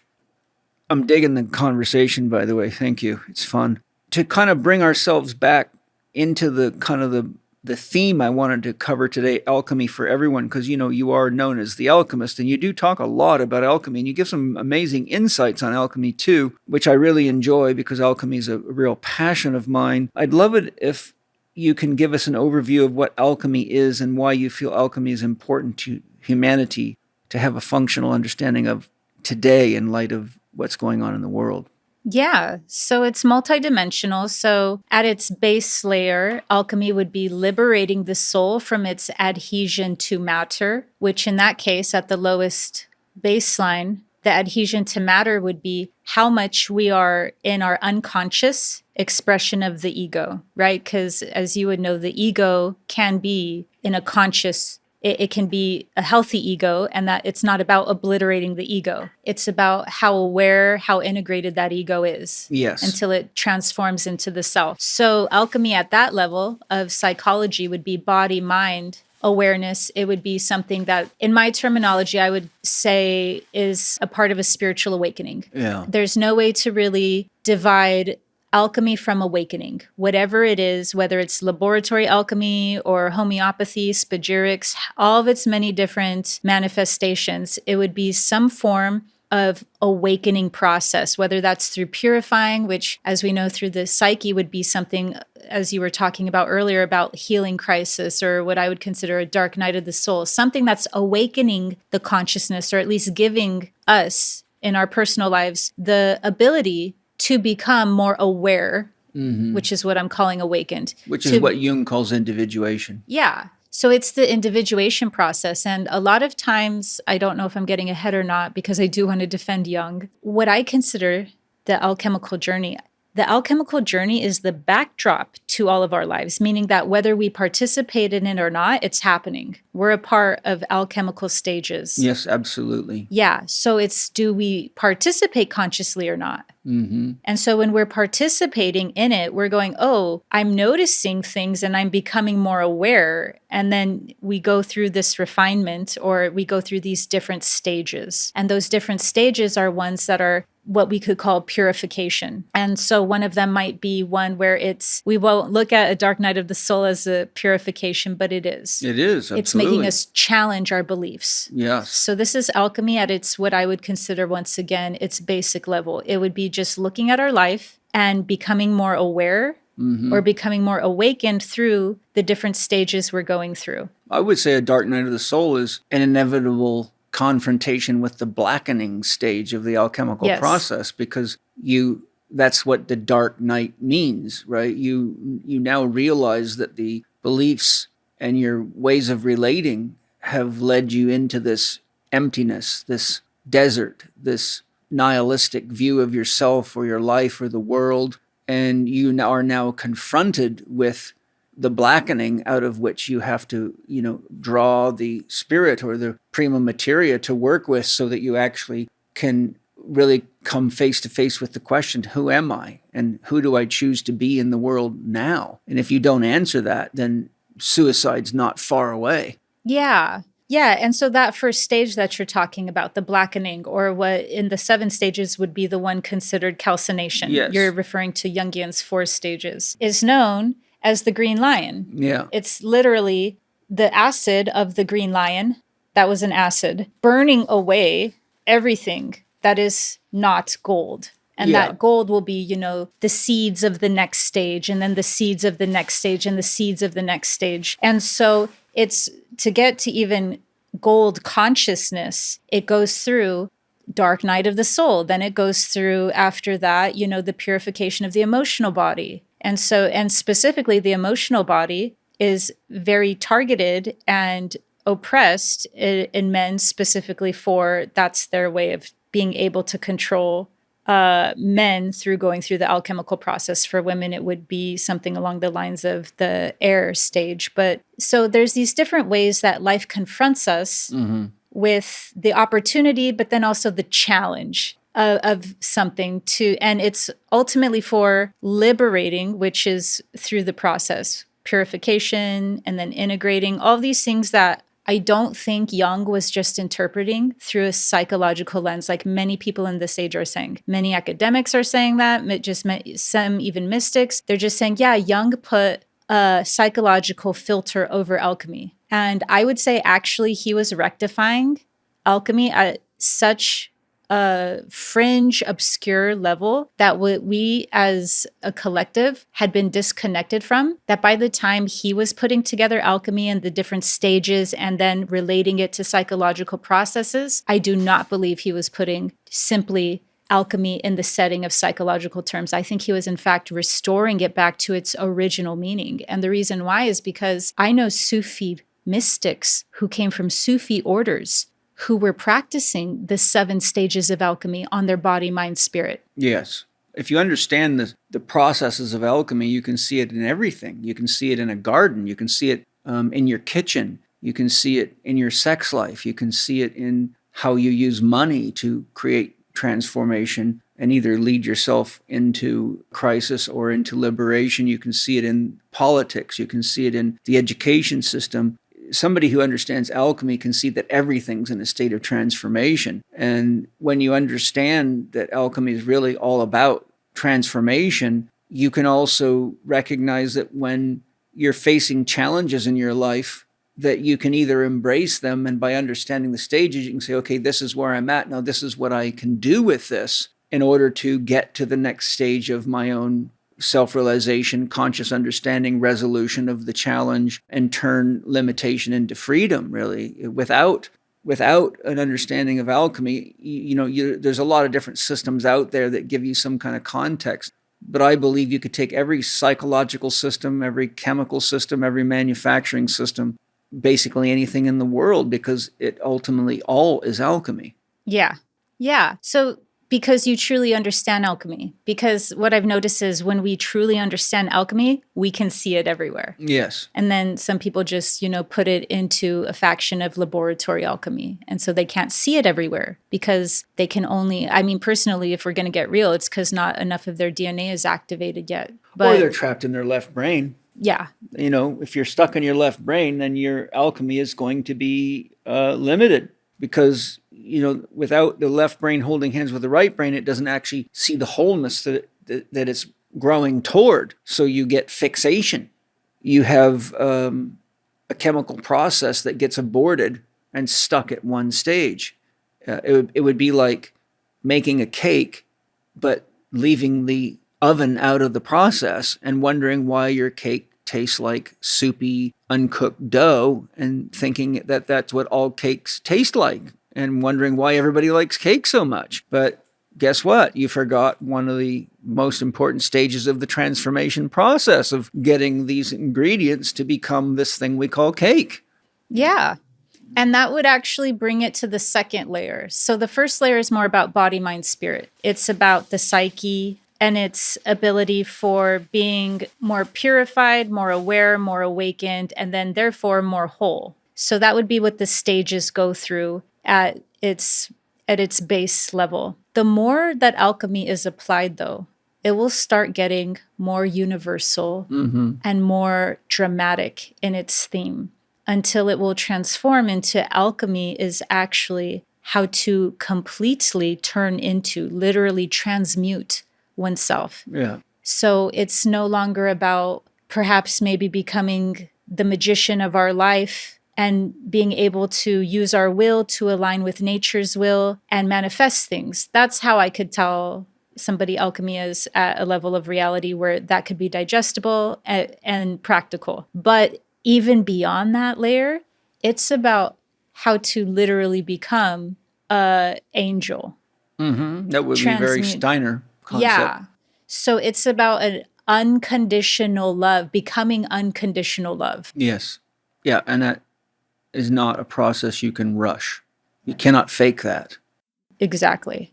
So then all of the stages at this level that I'm talking about become how to open the heart, how to purify the heart. So all of them become almost like a rinse and repeat. They become, okay, that round didn't. Okay, that round didn't. So at this level, it's more so about everything's regarding the philosopher's stone, aka reducing the substance into opening the heart.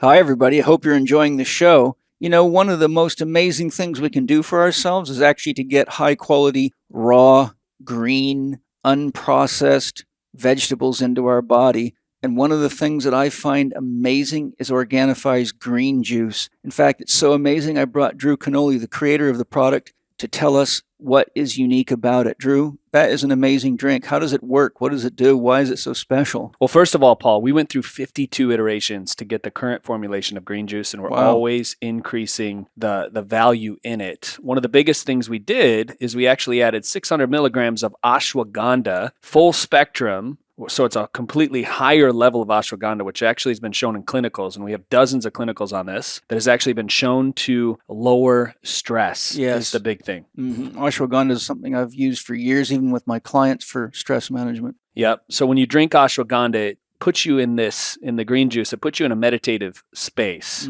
And we start at first thing in the morning drinking green juice. And because of the adaptogen in it, after 30 to 60 days of continual use, it makes such a big difference in your life. You're getting all the vegetables that are glyphosate residue free. Yes. They're organic, right? Highest quality that you could ever imagine. We got the spirulina and the chlorella, which is so important with all the different frequencies that are entering our environment today to help you detox from those. Yes. The green juice is bar none my favorite product at Organifi. And the best part about it is it tastes incredible. Yes, it does. It's good. And I know my kids love it. So that's always the litmus test. Yeah, it's like a matcha latte that you have first thing in the morning. And with the ashwagandha, lowering your stress, you feel it all day long. It gives you this internal wealth of energy. It's just mixed with water. You mix it, and now is the green juice one you can mix with hot water, or is it best cold? A lot of people actually prefer it with hot water. Some people will grab their favorite kind of oat milk or almond milk, something like that, and they'll add it to it. And we've gotten thousands of testimonials from all over the world. People start their day with green juice, and it makes such a big difference in their life. Well, that's fantastic. So if you want to get your green juice, which I highly recommend, go to Organifi.com. That's Organifi, Organifi.com. And on checkout, Living 4D listeners get 20% off if you use the code capital C, capital H, capital E, capital K, 20. You will not be disappointed. The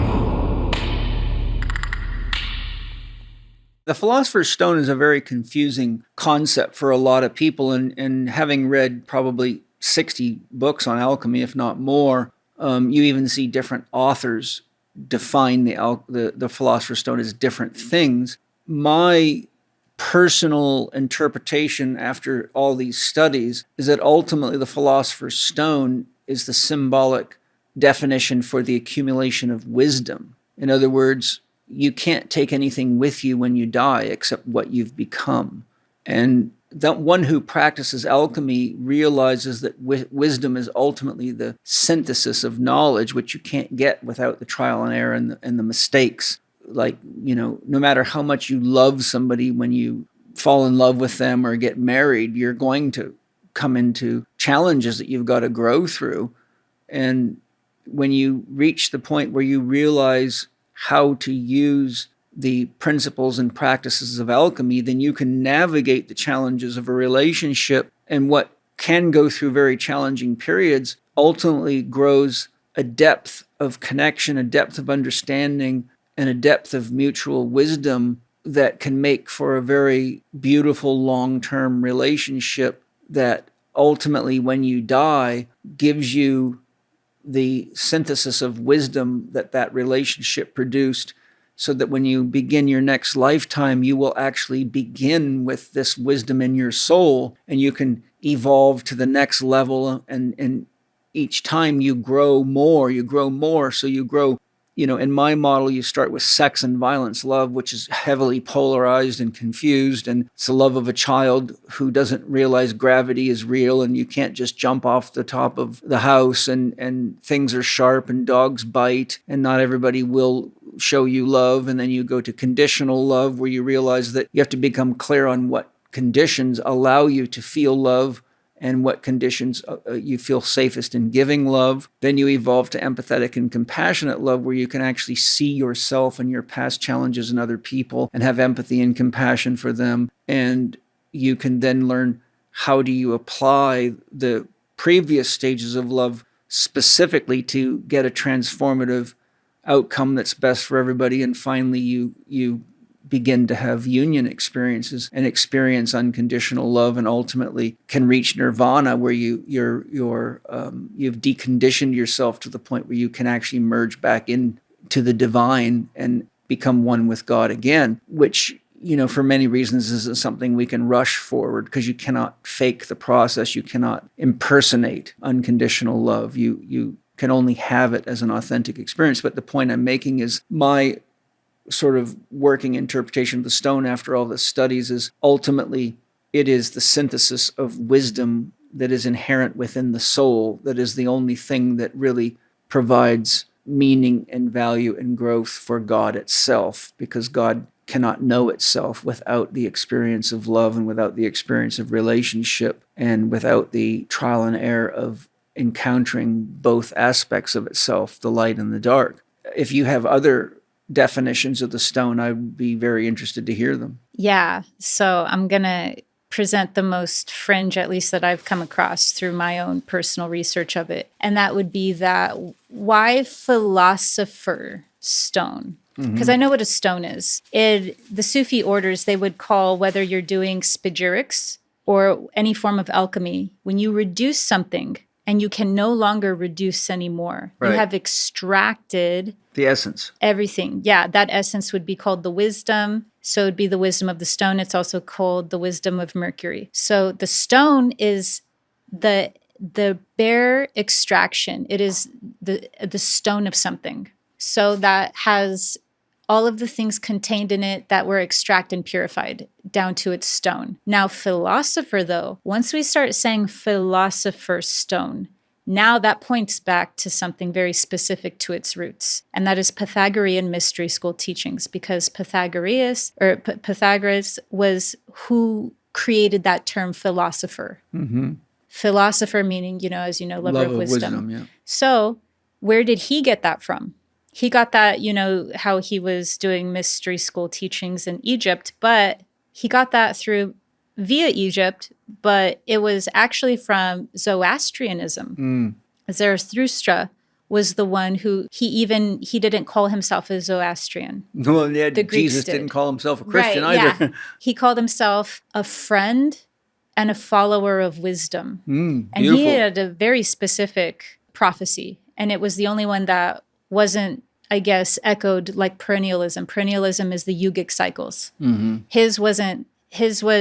There was a final judgment, shall we say, and that after that there would be a freshening. So it would just be basically calcination. There'd be a purification by fire to happen, and those that ascend will ascend through their feminine form, which he was calling wisdom. Mm-hmm. And so we see this a lot. We see that it's not talking about a specific actual thing like a biology of a woman. It's talking about, the metaphor of, and so at this point, he's basically, without saying the term Sophia, he's referring to, you have to create literally a wise version of yourself. Mm-hmm. An angel version is how I would interpret that. And that higher self, or how the West would call it, your holy guardian angel, that would be a way that the West can wrap themselves around what I'm saying, and how Zarathustra was talking about this feminine projection of wisdom. It would be more so, we could look at it like our holy guardian angel. Mm-hmm. So that is what in his ontology was the assignment. If Pythagoras got his name of loving wisdom from Egypt, and especially Egypt via Zarathustra, then philosopher's stone would be a deeply alchemical, and there, you know well that it was obscured. It was put in books as one thing when it meant the other thing, all these different things. All of that would date back to the philosopher's stone being this embodiment of our higher self. Mm-hmm. Yeah, I like that. It's still resonates with what I've come to conclude as the synthesis of wisdom. I mean, ultimately, wisdom is the gold of any process. It's what ultimately gives us true north on our inner compass. Until you have wisdom, you're never really sure if what you're doing is the right thing. Or, if you're being honest in your relationship with yourself, the human being is so complicated on the inside that it can justify horrific things in the name of God or in the name of the good or whatever. But as one evolves and cultivates wisdom, they can look back on their previous justifications with shock and awe and go, wow, I wasn't very wise. And I think that's the difference between being smart and being wise. Smart, reminds me of Lao Tzu saying you can over-sharpen a knife and make it dull. Being smart or being clever, if it's not coupled with wisdom, usually leads to the use of smarts and clever to manipulate yourself and manipulate others into the justification of things that ultimately serve you or your group, but don't serve the whole. And in nature, if something serves one group and doesn't serve the whole, it means devolution or death is nearby. So I think it's just a process that, we're all evolving through. And I think, unfortunately, but in reality, the world is what I call third grade for souls. It's a place where souls come to work in the material dimension to have more of a concentrated experience. But because matter slows everything down, for example, if you're in a shamanic journey and you're on a shamanic dose of medicines, your experience changes as fast as your mind changes. But when you're in a material existence, operating in a normal bodily framework, in your mind, you can build the house you want in the house of your dreams in 10 minutes because everything is created as fast as you think it. But to build the house here in the third dimension with time, you have to dig the foundation. You have to, mix the concrete. You have to build the floors, the walls, the ceilings, do the electrical. You're talking about for a construction crew to build a reasonable house, about a 1-year process in many instances. So I think immature souls need the material dimension to slow the manifestation process down so they don't destroy themselves with it. And when you're in a psychic dimension, such as on a shamanic journey, then your sense of reality, your mind can seem more real to you in the experience than the room or the ground you're laying on. And that's when you really get an apprenticeship in what you're manifesting, for better or worse. The world is constructed in a material basis so that things can be slowed down and give us a chance to actually see what we're creating, what the ramifications are, have time to make course corrections, and ultimately grow in the process. Whereas if we were all, for example, living in the mental dimension, then the destructive forces, like, for example, if you say, I want to take over the world, like Hitler tried to do, it's going to take you time to assemble a massive army to get the people programmed to believe that they can do that, and all the resources involved, the administration. And meanwhile, that's giving every other soul on the planet time to be aware of what's happening and to decide to get involved to create balance in the situation. But if you lived in the astral dimension and not the physical dimension, then you could amass that military and you could create this negative or destructive force far, far more quickly. So I think if you look at the evolution, if you look at alchemy as the process of extracting one's spirit out of the material dimension, I think we're in an alchemical kindergarten here. And matter makes sure that we can't do things too quickly for everybody's benefit. One more question, and then I'll break the podcast so that the rest of the podcast is for the membership. I feel that we often end up teaching what our soul has incarnated to learn, experience, and grow through the most. Do you have an awareness of what your soul incarnated to learn and do in this lifetime? And what do you feel the role of alchemy is in your soul's process in this life? Well, it's funny because you were just talking about if we had manifestation powers at the speed going up a dimension, that wouldn't be so great if we're all in the kindergarten mindset. And that's my larger mission here. It's helping people. I wish to serve in a way where I help people navigate ascension. Yes. Because that's alchemy as well. Yes. I was talking about how alchemy is multidimensional. It means different things. You don't have much power going up with a third greater consciousness. Maybe here, but going up, you actually just get locked into, if you're not a ghost, the astral realm is almost caving in on us with how much density there is. It's not like you can be very powerful. In fact, many people are still playing out their religious belief systems just in the astral in consensus realities. Yes. So very true. Because of that, a large part of my own purpose, mission, calling is really helping people ascend.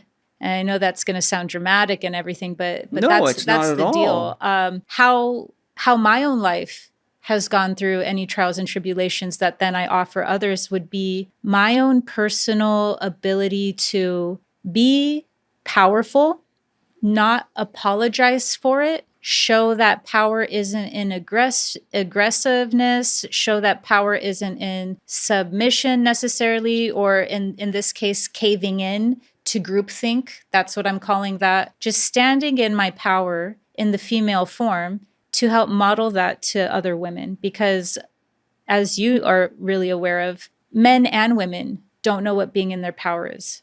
We've lost that reference point. And so because of that, we might think that, well, what is it to be a powerful woman? Well, it must look like this. Penny. Well, it must look like this. Huh? Penny. Well, it must look like Penny. Yeah. Yeah. So sometimes it's only looked at in a form that's heavily armored. But sometimes it's only valued in a form that's utterly unarmored. And so there's all these things. And so the best way I could put it would actually be a paradigm that Barbara Hort created inside one of her books on psychic vampirism. And in it, she talks about how the female mind has to go through archetypal challenges, just like how the male mind has to go through archetypal challenges. And that the largest archetypal challenge for the female mind is to not go into, well, this is my words now, fawn, because that's what I've discovered through my own healing journey, through my own experiences working with clients and everything. I see that the collective is stuck in a fawn response. But beyond that... Why don't you explain the fawn response? Because I know a lot of people will be confused at what you're really saying. Yeah, so the fawn response is the fourth survival mechanism response. We have fight, flight, freeze, and then fawn. Fawn's the one that gets the least airtime, I guess. But fawn is what I also see, as a challenge for men as well. This is a collective issue. And so for women, the fawn response is almost encoded in us. The fawn response is when we go into appeasing mode. We fawn over a stressor. We fawn over a captor or an oppressor of some sort because that is our last resort for safety. Right. So you align yourself with the... aggressively align oneself to the point where the fawn response is so deeply encoded and embedded that I will see it play out in women where they go into straight up defending, not even men that are in their toxic masculine. I'm talking about defending toxic systems in the world. And it's traced back to the fawn response. You mean like university systems that are teaching Yes, trash that. or saying, transhumanism is a good thing or Anything that mommy and daddy government, whatever that mommy and daddy government is projecting, it has, I see the fawn response very large with that, but then on each layer below that. So the fawn response is something that I've had to a very lesser degree, but still, for a double Leo, it's a very big deal. I have had to overcome because it is a major block to the individuation process. If a person won't even examine their own fawn response, won't even examine what rewards, motivations are hidden to their own ego. right. And specifically when it comes to whatever we think is the truth of our being, which is our true power. That's true power. It's the truth of our being. Yes. It's not sitting here worried about how I'm projecting myself out and managing and calculating how that will be received and how that will be perceived. True power is being able to go, well, it is what it is, but at least I'm not coming from a bunch of different programs and hidden rewards and hidden different devices and mechanisms within me. And then what a person will see, just as a tangent really quick, is the universe's power coming through to align things. It goes to almost like a paradigm of not having to use finite force. You'll have infinite power moving with you now is the true self. So I'm here to be a representative of that in women. And back really quick to the Barbara Hort thing, because I noticed I went off there. What she looks at the female challenge to be is an archetypal one of Athena and Aphrodite. And in that is the female mind will either resort to an Aphrodite archetype to appease. It's not even men, it's appease the power structures.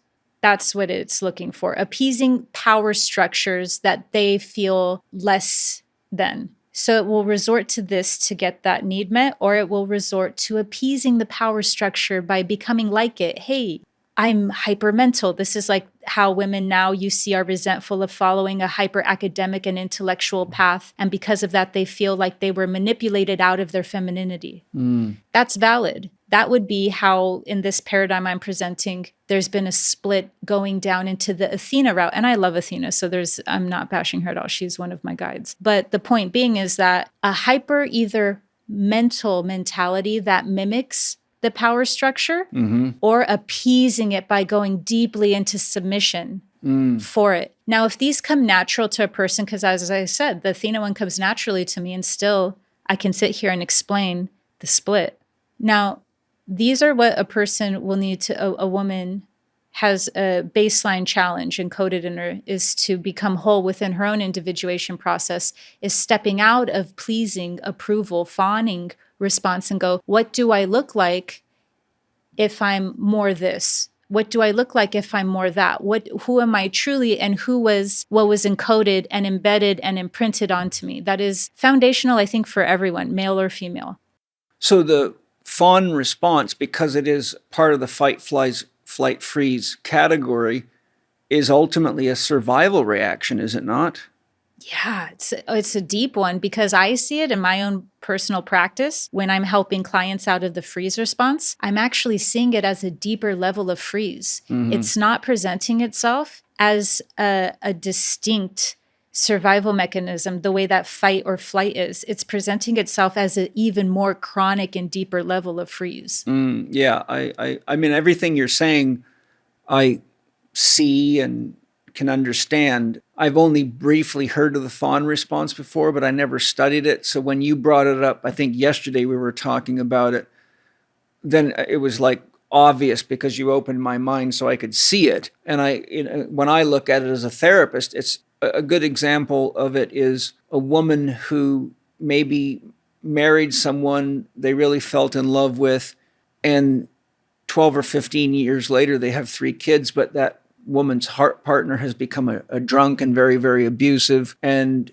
now they're 45 years old. They don't feel like they've got the beauty and the power to attract a male who might be able to give them the financial stability. And so they fawn themselves into convincing themselves they have to stay with this abusive man and live their life out because for all the reasons that they use to justify, I'm not beautiful enough, I won't make enough money, I'm not going to be able to support my kids, I'm stuck, so I might as well just make the best of this. And then they end up bowing down to the tyranny of the relationship as a survival reaction based on their own assessment of the situation. Is that a fair assessment of it? Yeah, it's kind of like alchemy. I see it everywhere in different forms. And so because of that, even just wanting to belong to a group can provoke it. It doesn't even need to be something as severe, even though at this point of you and me talking in the spirit of this age, everything is at its peak severity. But even things that aren't so severe, like being held captive or something where you're in a chronic abusive home and you don't have the means or you're not even age appropriate to figure out what to do. So those are more severe tones of it. But then things along the lines of basic human needs will put a person into fawn. They just want to be able to survive. What I see this not necessarily play out a lot, but like I see with men or even just boys becoming men, they're really harsh on each other. Mm-hmm.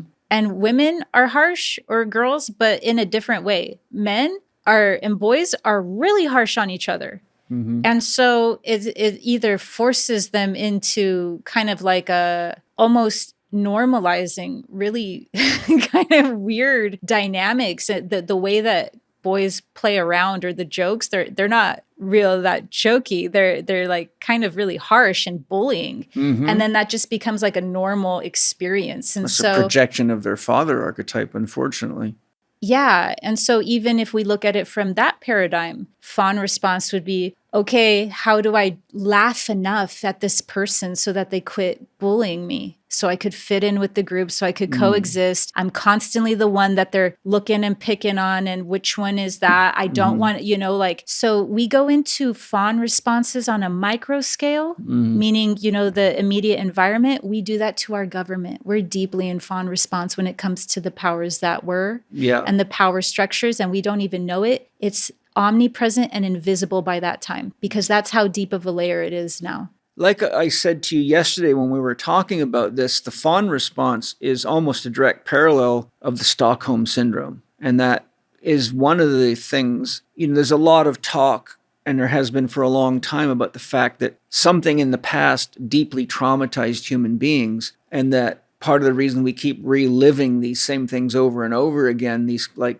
global crisis, war, unnecessary war, oppression, racial division, sexism, religious battles, is because we are reliving the trauma, which is what traumatically injured people do, like PTSD people do. I've heard many experts say, it's very important for us all to figure out what happened in our past so that we can address it and heal it, or we're probably never going to stop doing this to each other. But the problem is now we've got dangerous weapons to completely and utterly annihilate each other, which, when you look at the global situation right now, the political situation with the Ukraine and the NATO and the US's involvement and England's involvement, we're right on the edge of potentially just wiping each other out by reliving more of the same old trauma-based drama. The fawn response is that there's hardly an adult alive, if they're paying attention, that doesn't realize we keep doing this shit over and over again. The problem is it takes somebody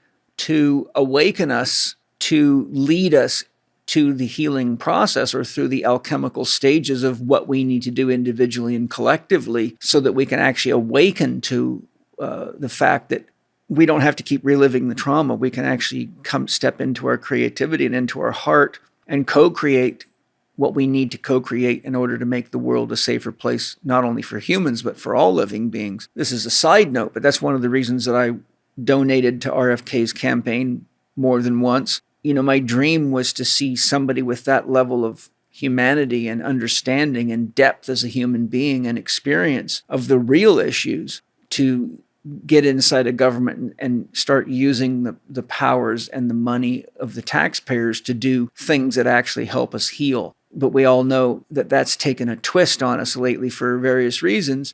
And that's why I started Spirit Gym, is I wanted to teach people how to embrace their traumas and their wounds and know how to go through an alchemical process of healing. Because I think that the world isn't going to change by the second coming of Christ or by some savior in government. It's really only going to change when enough people begin to awaken to the fact that we each have to do our individual part to heal and as Ken Wilber says, wake up, clean up, grow up, and show up. And I think for example, one of the reasons I love what you do is because you're actually teaching people what alchemy is. You're teaching them the stages. You're showing them how to recognize what calcination means. You know, why do you need to put things into solution or the solutio stage? What does it mean to coagulate? And we're going to get into all this in the next segment. But most people are kind of walking around just wounded and playing the victim role or prostituting themselves or sabotaging themselves and other people. And the more traumatized you are, the more unconscious you are of what you're doing as a coping mechanism. Like somebody who's fawning probably is not conscious of it. They think they're doing the right thing.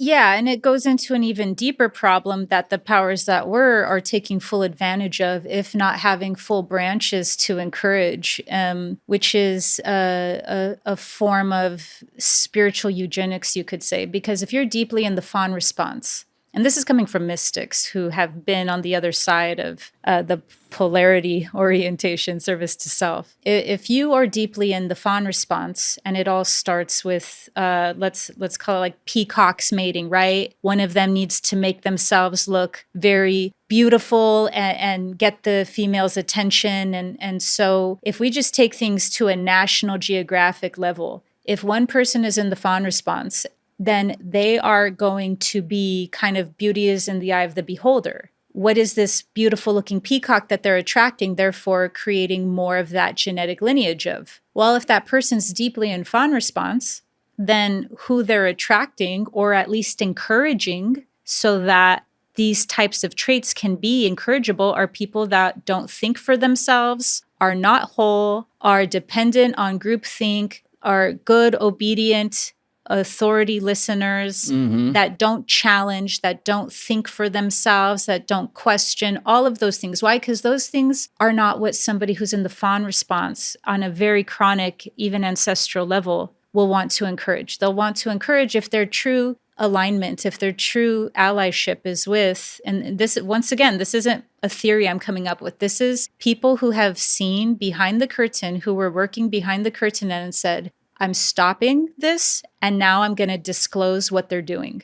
So these are people who've been put on different branches that now have turned, rectified themselves and went, I'm coming clean, I'm whistleblowing. And they're saying this, that's how pertinent the fawn response is. Now, one could say, well, that means we need ridiculously outrageous people that go head on the system. Well, good luck, because now you're in, once again, another polarity. Really, everything comes back to alchemy. They don't want you whole. That's what sovereignty is. They don't want you whole. If you're just following back, once again, in some form of now going into spiritual activism, gung-ho. Okay, well, if that's not coming from a truly aligned, truly integrated place, then you're still playing the polarity dynamics out. And that's what I see happening full force. People acting aggressively in one way due to some sort of opposition or threat this way. And they love that. And they know that that's happening. And they plan that. Not only do they plan that, but I've had one mystic I've heard call it perfect possession. That is the spell that we are under, being undivided and therefore not whole. We're under perfect possession. That's classic Wetiko, according to Paul Levy's teachings. Yeah. It's the mind virus that has us all, as he says. Yeah, I call them archonic forces, but I love his work. Yeah, Steiner talks about archons, and I brought that up in my Lucifer Christ Eramon podcast and defined that for people so they could see into that perspective. But yeah, it's very interesting. Well, it's been a phenomenal run. I've let this run long today for those of you that are taking advantage of the free podcast, because I think the things that Sarah and I are sharing are really important in the world today. So I hope you've enjoyed the extended play free podcast. If you want to become a member, go to paulchek.com and become a Spirit Gem podcast member. It's only about the price of a cup of coffee and a half at Starbucks. And if you gained the wisdom that Sarah has shared in this first segment of the podcast, you've gotten something that you could never get at Starbucks, no matter how much you paid. So it's pretty, for a devoted student like me, it would be a no-brainer. Sarah, thank you for this first sharing. And thank you to my sponsors for all your amazing products. Thank you to all of you for anything you buy from the sponsors, because these products are produced by these companies that sponsor the podcast putting the hands of their resources, their money in the hands of organic and biodynamic farmers and free-range agriculture. And when you buy from my sponsors, not only you're doing something good for you, you're doing something good for the planet, and you're supporting the podcast. So thank you all for supporting the podcast through the sponsors. And you know I would not offer you anything on my podcast if I didn't use it myself. And everything we share through the sponsors is something all of us here use, my guests use, my friends use, my clients use. And so I think it's important for us all to remember love is a boomerang. We got to support each other. I look forward to those of you that are in the members section learning more from Sarah when you switch over to the members extended play. And for the rest of you, I look forward to sharing something exciting with you next week. So lots of love, and let's all do our best to make the world a better place each day, not only for ourselves, but for all living beings. I'll talk to you soon. Bye-bye.